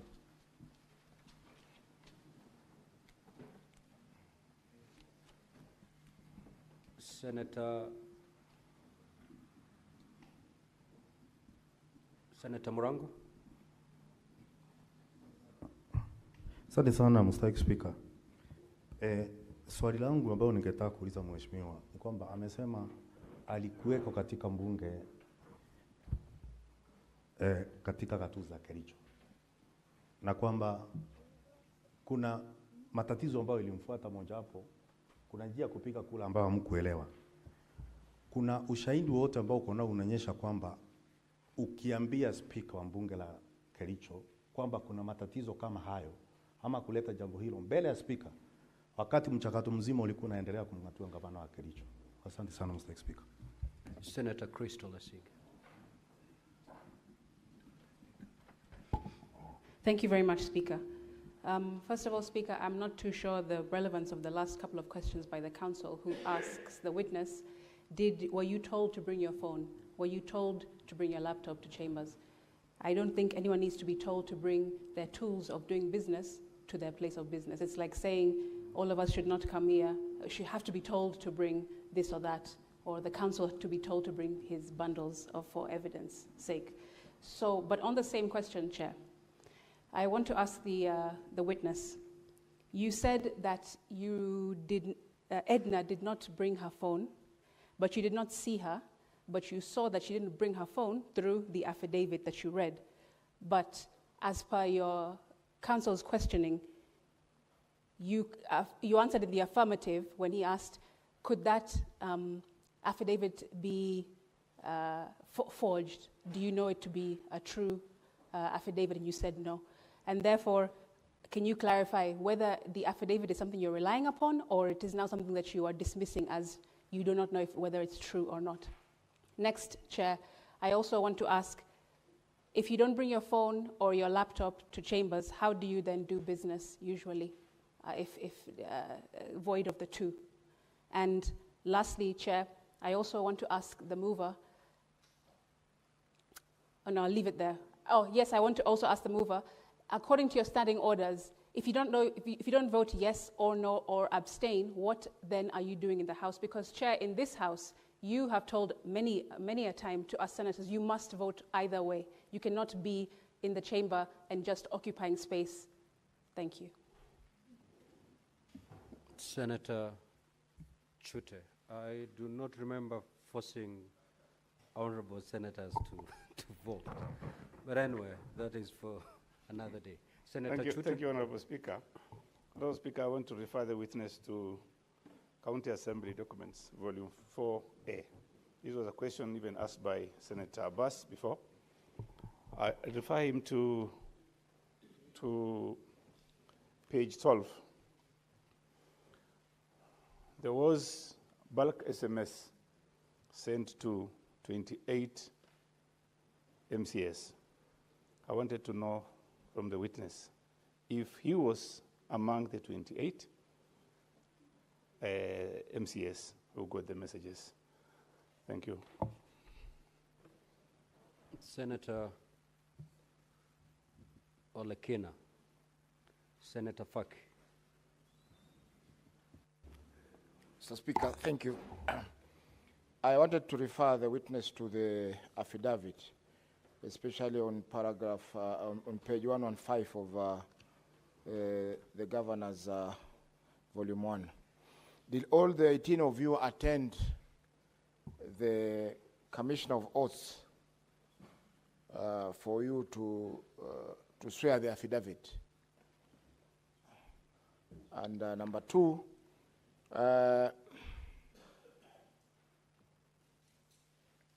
looking at the affidavit, you have stated that an introduction of untested electronic voting. Did your standing orders provide for electronic voting? And when did you amend the standing orders to allow for the electronic voting? Thank you. Senator Mbugua. Thank you, Mr. Speaker. Mr. Witness, I want to refer you to your affidavit on page 114 of the Governor's documents, in particular number 6, where you say that the Speaker of the Assembly failed to conduct the proceedings with impartiality and in several instances demonstrated bias. Can you give this House examples of those bias? And number 2, the last sentence of number 7, you say that members had a right to choose the mode of voting, whether manually and electronically. Is this provided for in your standing orders, or where do you get these rights? Thank you, Mr. Speaker. Senator Beatrice Akenya. Thank you, Honorable Speaker. Honorable Speaker, phones are very personal items. I would like to know from Mheshimiwa, what role you have in knowing where people keep their phones? And especially on this member, how do you know where somebody's phone is? Do you have an official role of knowing where people keep their phones?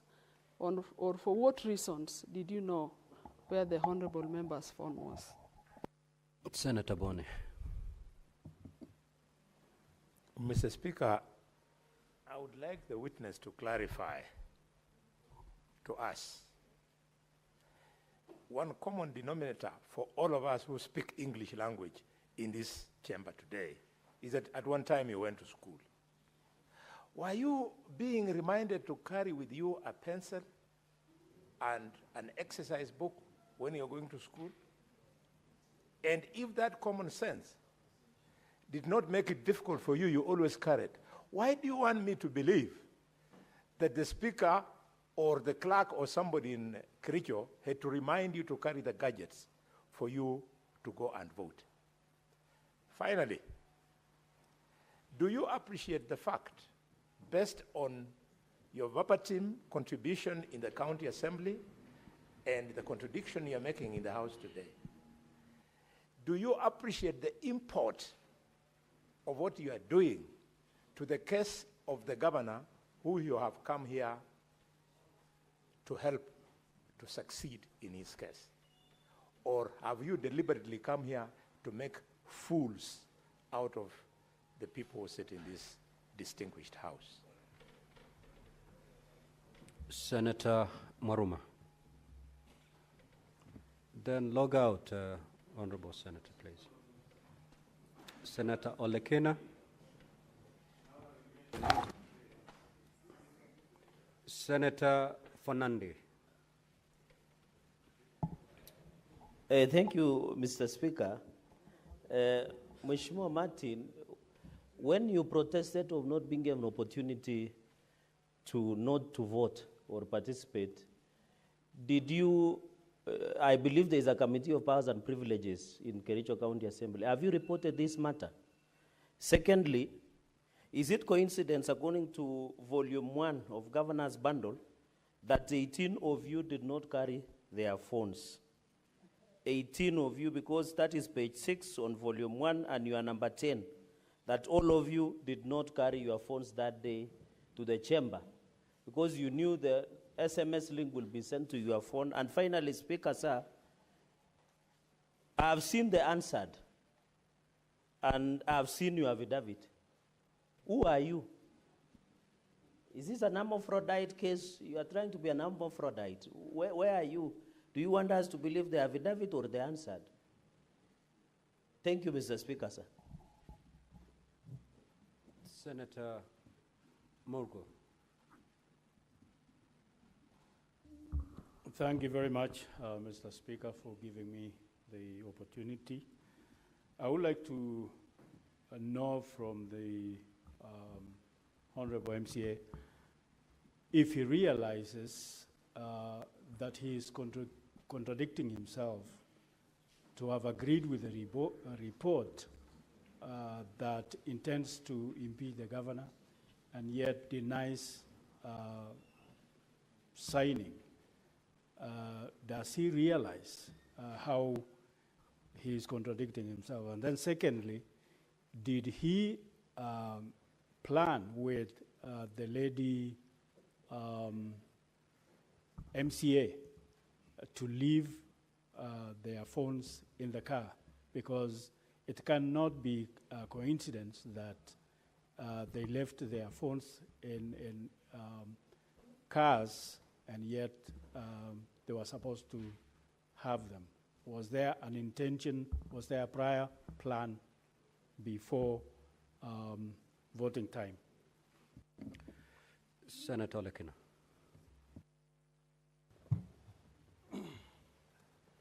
Thank you, Mr. Speaker. Mr. Speaker, I have to attest that this is the first time I'm seeing an affidavit signed by several people.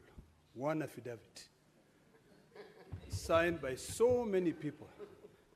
I think in law, an affidavit is supposed to be deponed by one individual. With that case as it might be, I just want some clarification from the witness. Whether indeed you went with all these 18, and I'm looking at your affidavit on page 113 of volume 1 of the governor's documents. Volume 1, page 113. And it says, and I believe you are number 3 on this, we, the undersigned. I just want to be sure, and please correct me if I'm wrong. First of all, I've just said, and I stand corrected by both legal counsels, whether an affidavit in a petition can be signed jointly by various different individuals, although it was only by one person. Did all of you, 18 of you, go together, sit down together, and then, based on the order of names, The first one is Honorable Kamam Rop. After he signed, the next person, Honorable Kipto Faith, signs. And then now, the last question is this.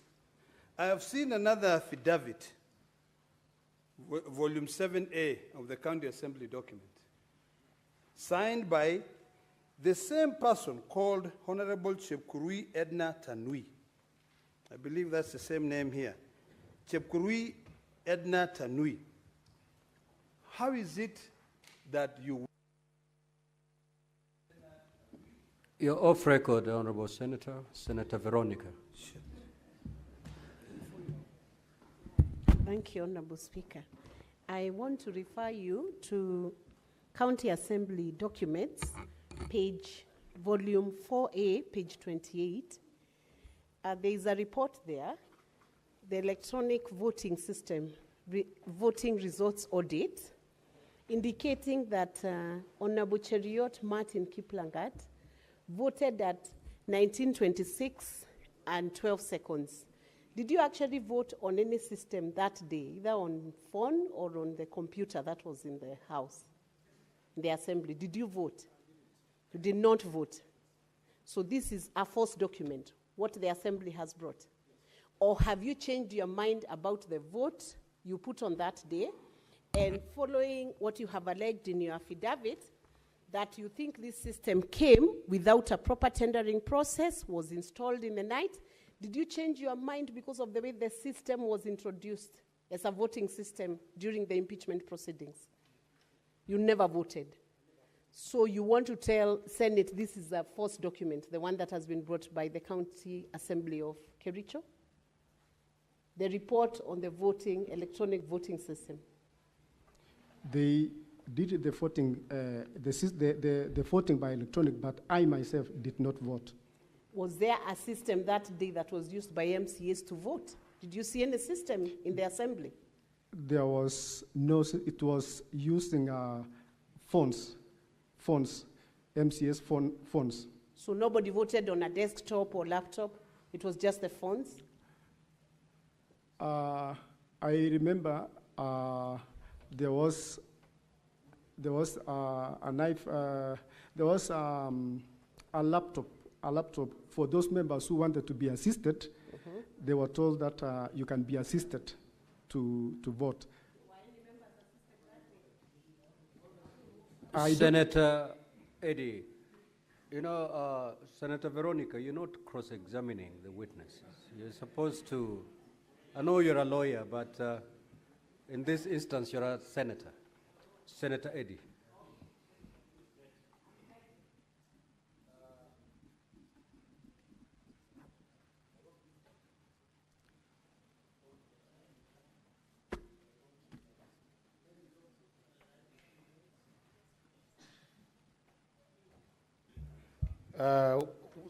Mr. Mheshimiwa, your affidavit says that you participated in the proceedings. That is on page 113. On page 114, you say you abstained because you were not trained on the use of electronic. Now, you and I are called upon to hold governors accountable. I hope you're familiar with Article 159 of the Constitution, which says that where there is procedural technicality, we must give substantive justice anyway. Your reason for not voting is because you're not trained in the use of electronics. You followed the proceedings there, you have followed the proceedings here, where there are glaring issues that have been raised in this case.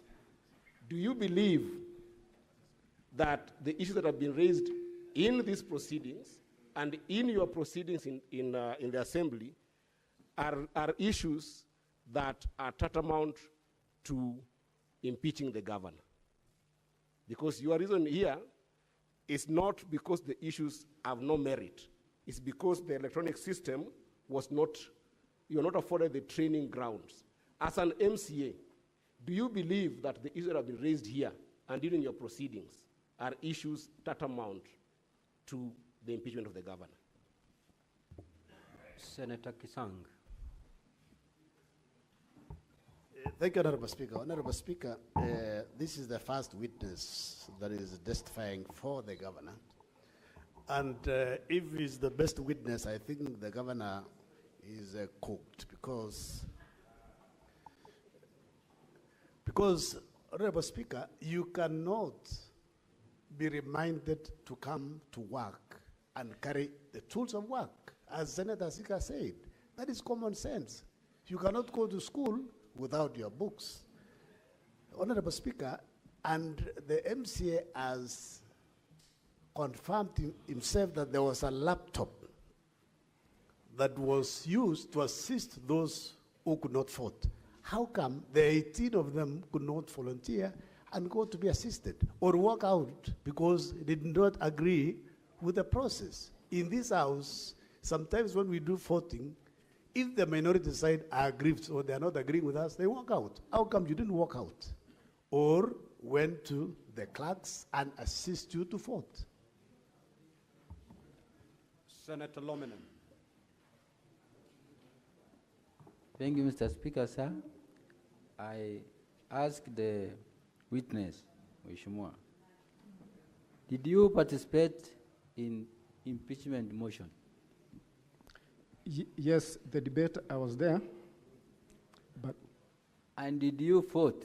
I didn't vote. Which means did you use to vote? I didn't vote.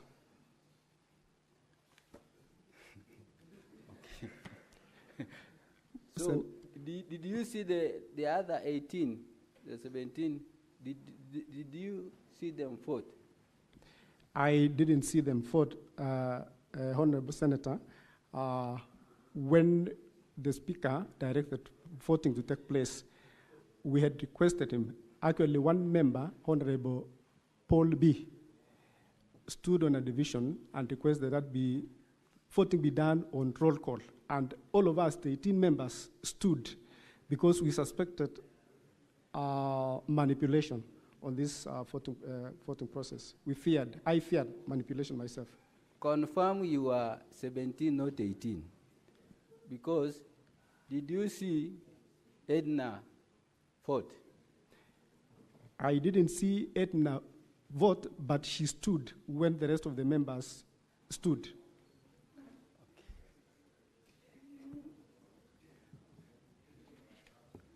Senator Wakoli.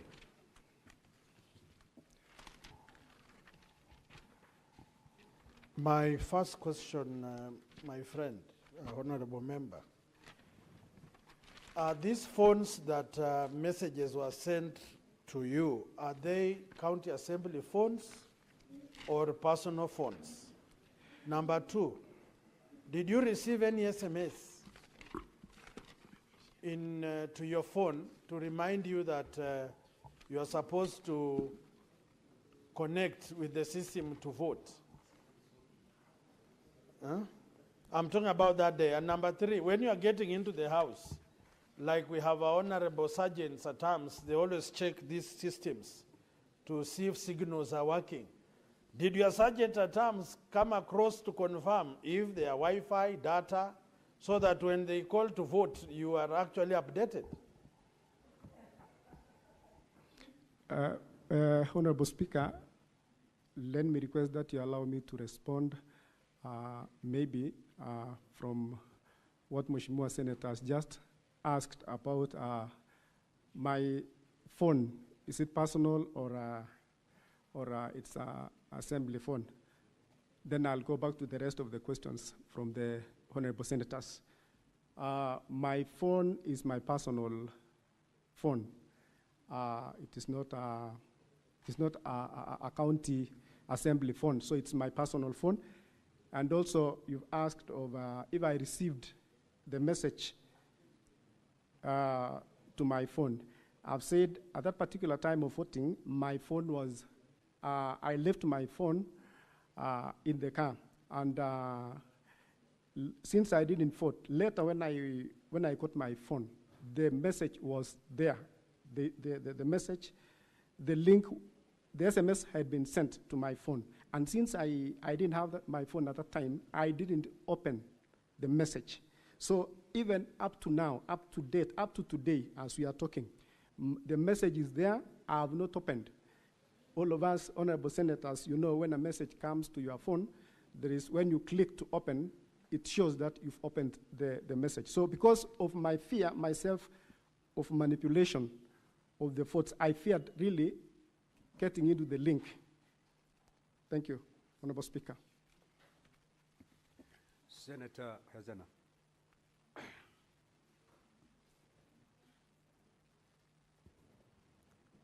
Thank you, Mr. Speaker.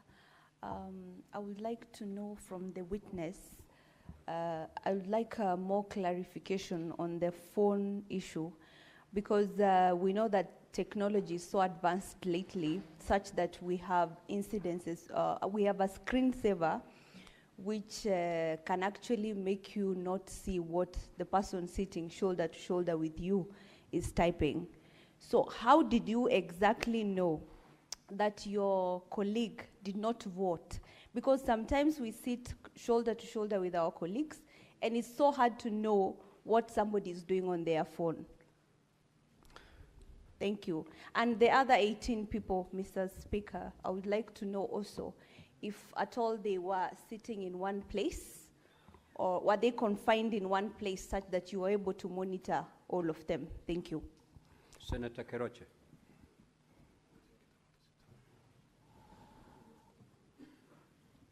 Thank you, Mr. Speaker, sir. And I also want to talk to ask one or two questions to the Mr. Witness. I think when you talk of the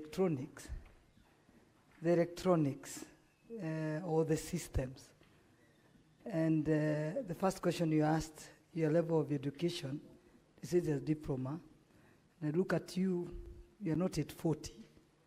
If Senator Kericho said about the technology is an analog, everybody will believe.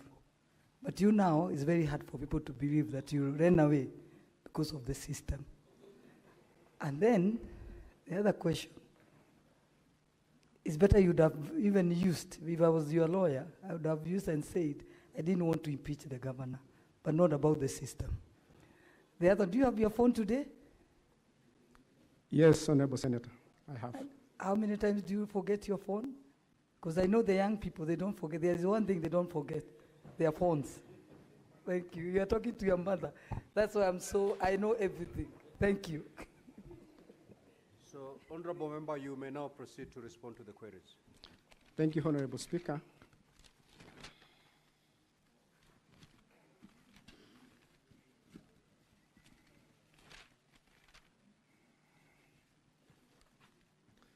Let me respond, Honorable Speaker. There is a question that, the first question that was asked by the Honorable Senator Sifuna about abstaining or did not vote. I deliberately did not vote because, as I've said, I feared manipulation in this. And before the Honorable Speaker, when the debate was going on, it emerged even before that some members, I included, 4 members, were emerged that they already have been voted for. So the reason why really I didn't vote is because I feared manipulation.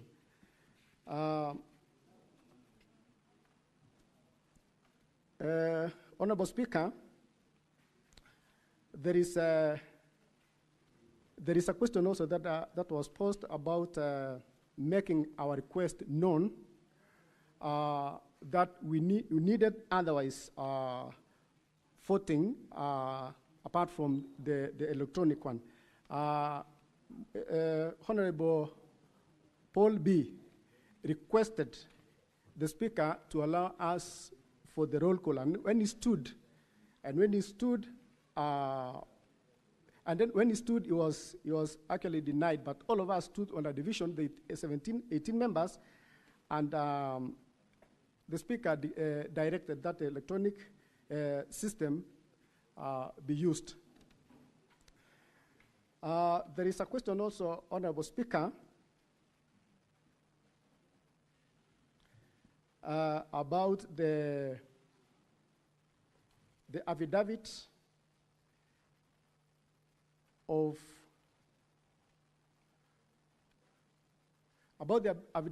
Edna Chepkirui, affidavit that was where the 18 of us swore and to say that she was there and she swore in that affidavit as one of the 18 members. Another question, Honorable Speaker, is that there was a question almost similar to the one I was asked before about my phone at the time of voting. Then I've said I didn't have my phone at the time of voting.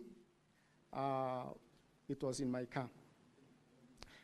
And also, Honorable Speaker, there is another question also that was posed about getting the message, the link that was sent, to my phone. And I want to confirm here that the link was sent to my phone. Later, when we came out of the assembly of the chambers, I saw the message in my phone, and I've stated that message is there. I didn't open the message. It's an evidence that I didn't vote that day. Madam Speaker, there is a question of all of us attending the Commissioner for Oath. I think this question was posed by Senator Olekina. Yes, all of us appeared, the 18 of us. Also, there is a question that was posed about the electronic vote.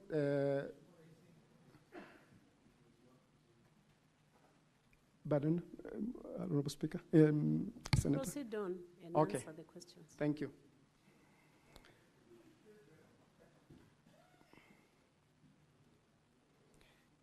There is a question also that was asked about, yes, standing order providing for the electronic voting. Yes, it provides, but also it provides for the roll call that we requested. So majority of the members that did not vote actually was not comfortable with this, with the mode of voting. So that is why I myself did not vote. And I've said I feared my vote could not be taken rightly, since I was not for the impeachment.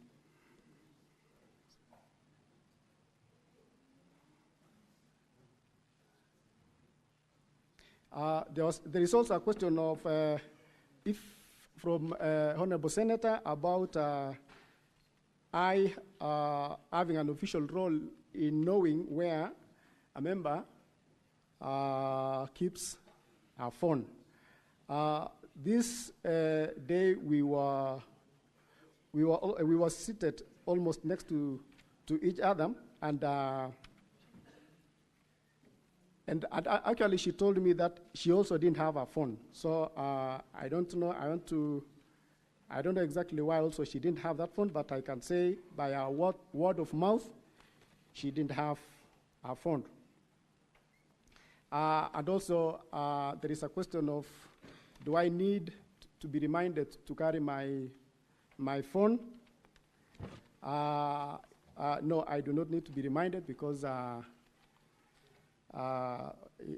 always carry it around with me. But at this time, this day I didn't have at that particular time, because I didn't want to.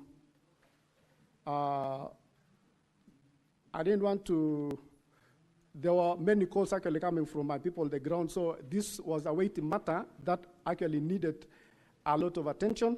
So I didn't want a lot of interference, maybe from the callers. So I kept it in my car.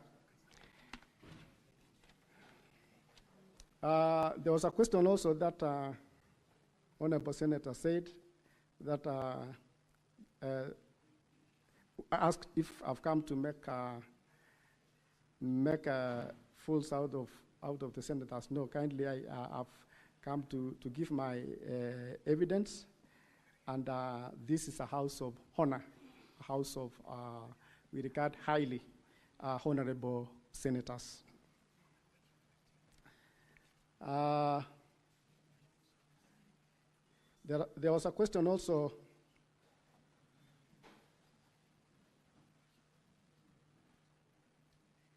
There's a question also that was raised by Honorable Gerard Gay, Senator Gerard Gay, reporting to the powers matters. If I have reported to powers and privileges, no, I've not reported. I have not.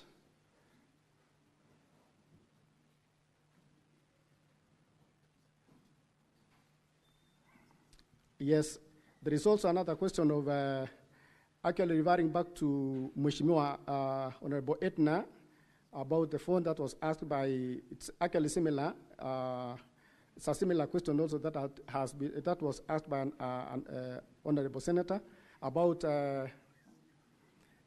planning for Edna to leave our phone, or whether we planned to leave our phones outside or elsewhere, away from the chambers. We didn't. Each member had an application on our own or his own to do whatever with his or her phone. I think there is also, I've responded to what Honorable Senator Olekina said about going to sign the affidavit. And yes, Honorable Madam Speaker, there was a question also that you posted that if you wanted me to confirm whether I voted at 9:26, and I confirm that I did not vote.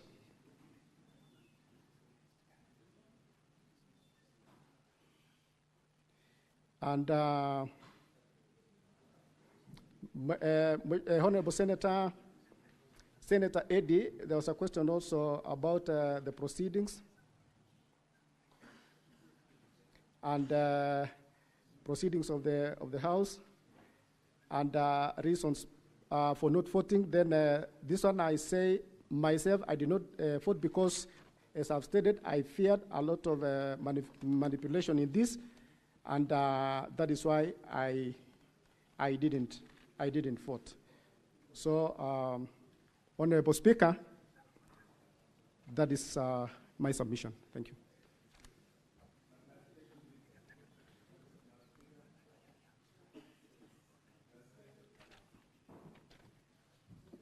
Senator Tabitha, I will allow you indulgence to ask just one question. Then the speaker, then the witness will respond to that. Thank you, thank you. My question is very simple, Mheshimiwa. Does your phone have a password? Yes or no? My phone, yes, it has a password. Thank you. Just leave it at that. So nobody could access the voting if your phone has a password. Leave it at that. Senator Kathy Muma. Thank you, Honorable Speaker.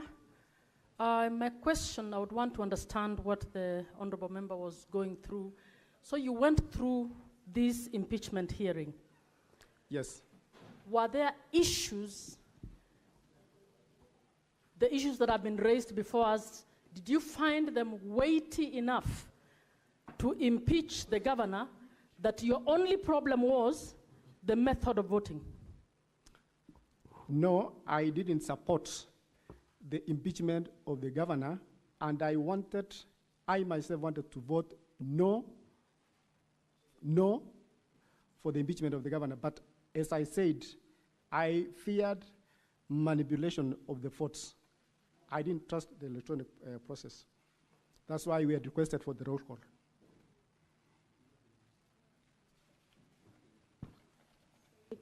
Lomenen. Maruma, it's reading Lomenen on the dashboard. Are you sitting on his desk? It's reading Lomenen.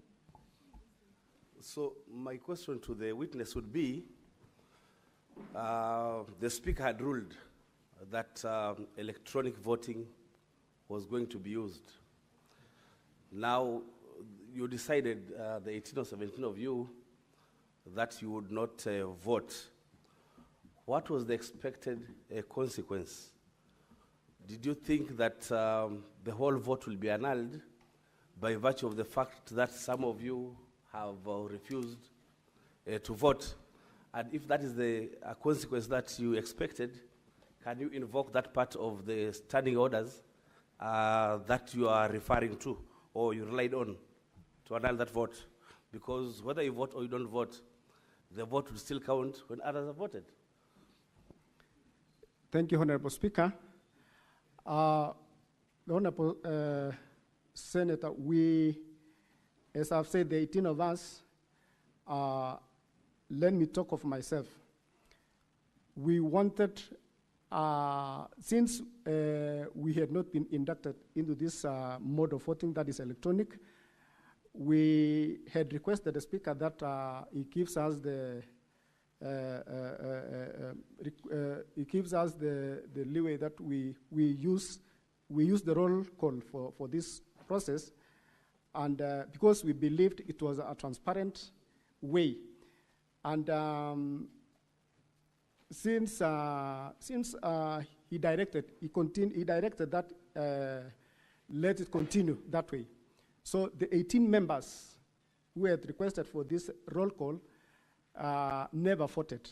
And the process of voting continued, and the 29 members actually was in support of the voting, electronic voting system. And after the voting, after the voting, the results came out that it was 33 members who voted, whereas the 18 members who had requested otherwise, their votes were not captured because they didn't vote. So that was our fear, that there could be manipulation, kind of. So that is why we declined to vote. Thank you, Honorable Speaker. Witness, you are still not discharged. Senator Karen Nyamo and Senator Peris Tobiko, in that order. Honorable MCA, you have stated that you did not vote because you feared manipulation. Manipulation by whom? And who had the admin rights during these proceedings of the governor's impeachment?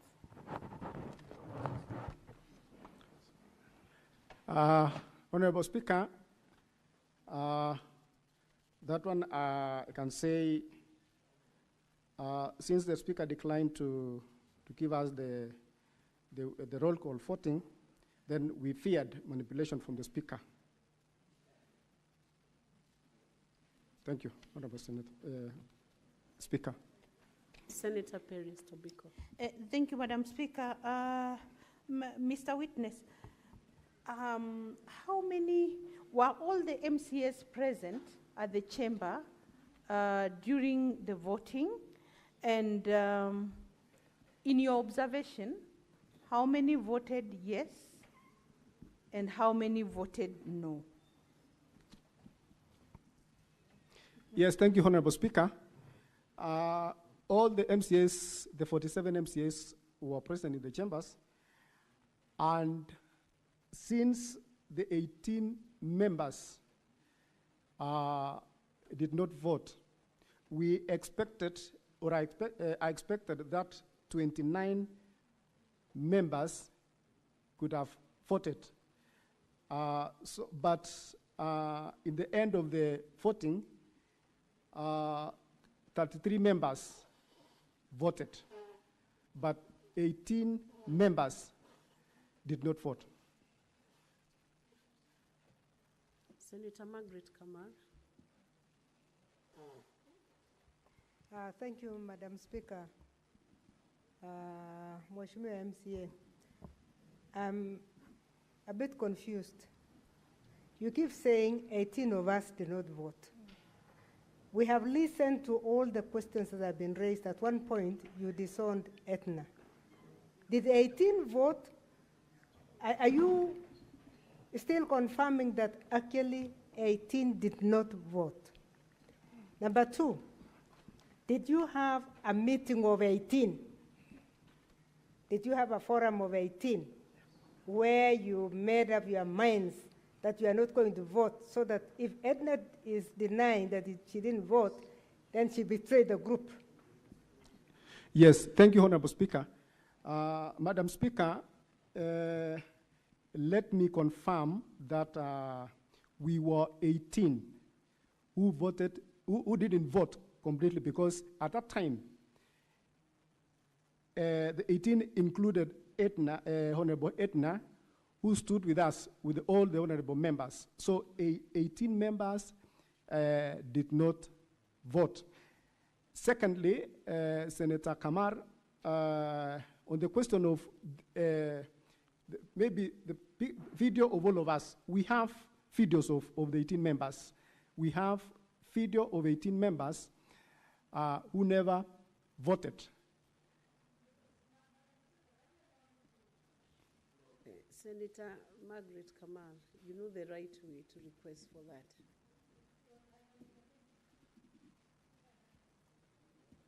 Senator John Kenya.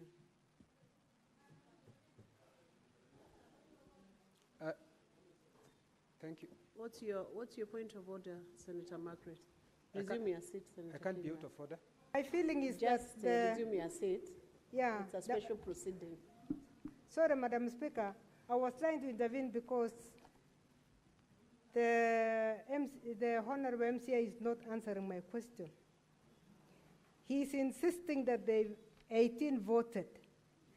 Etna is insisting she did not vote. So I'm asking him, are you going on record to tell us that Etna is lying, that she did not vote, that she voted and yet she did not vote? Honorable Speaker, sorry.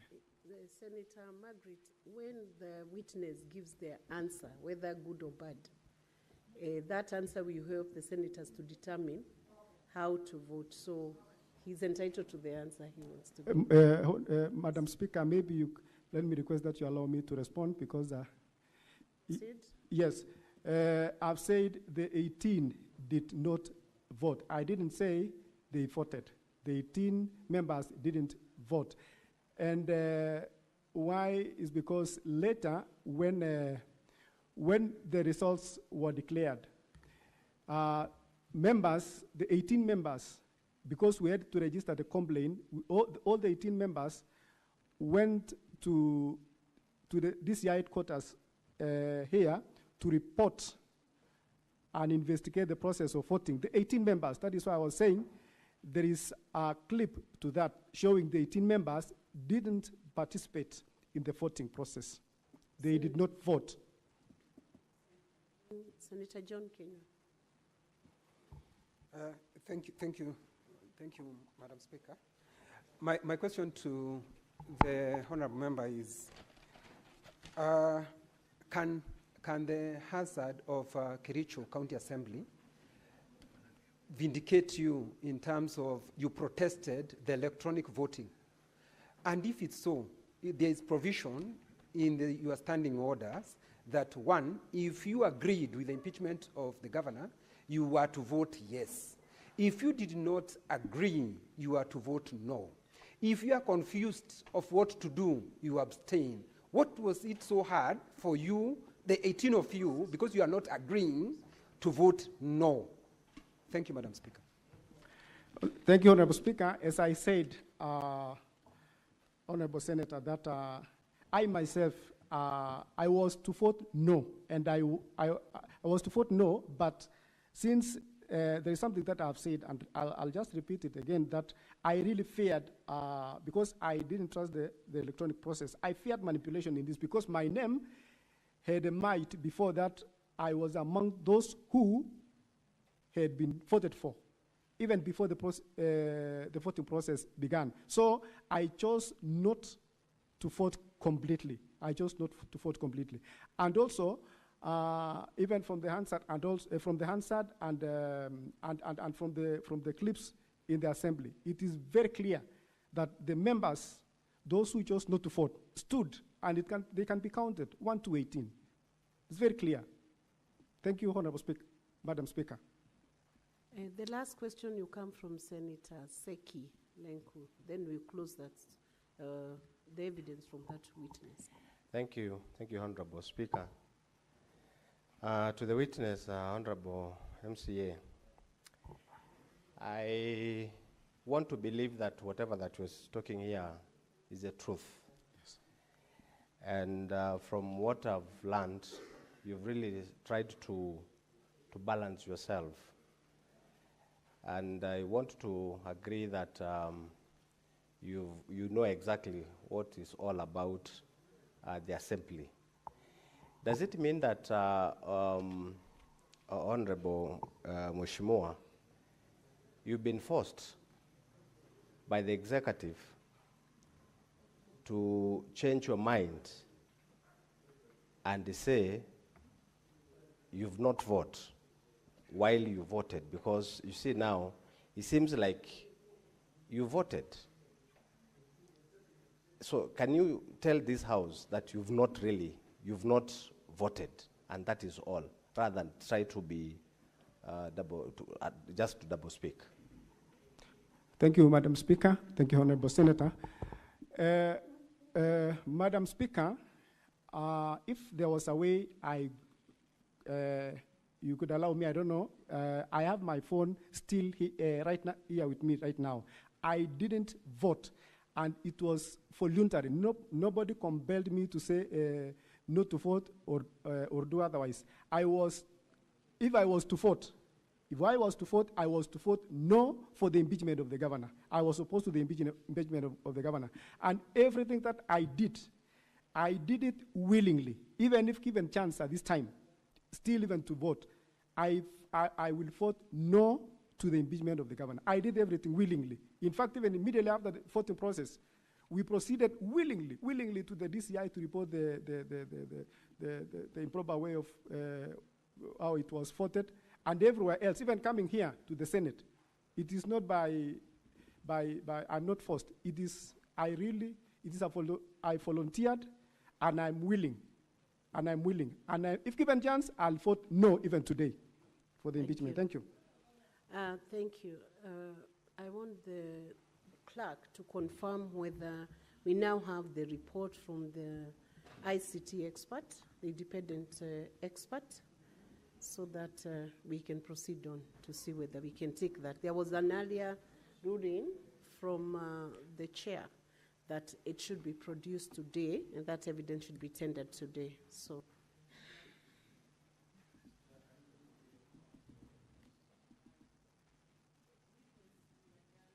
Now, so you may resume your seat.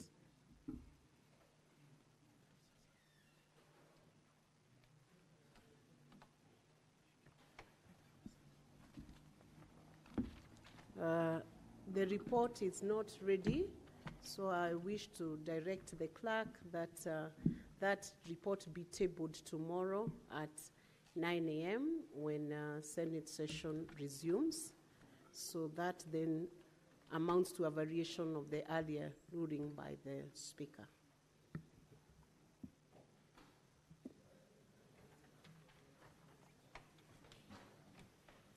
The governor's team will have 2 hours, 40 minutes for evidence of remaining witnesses, if any, and the county assembly will have 1 hour, 30 minutes for cross-examination of the witnesses that will be called tomorrow by the governor's team.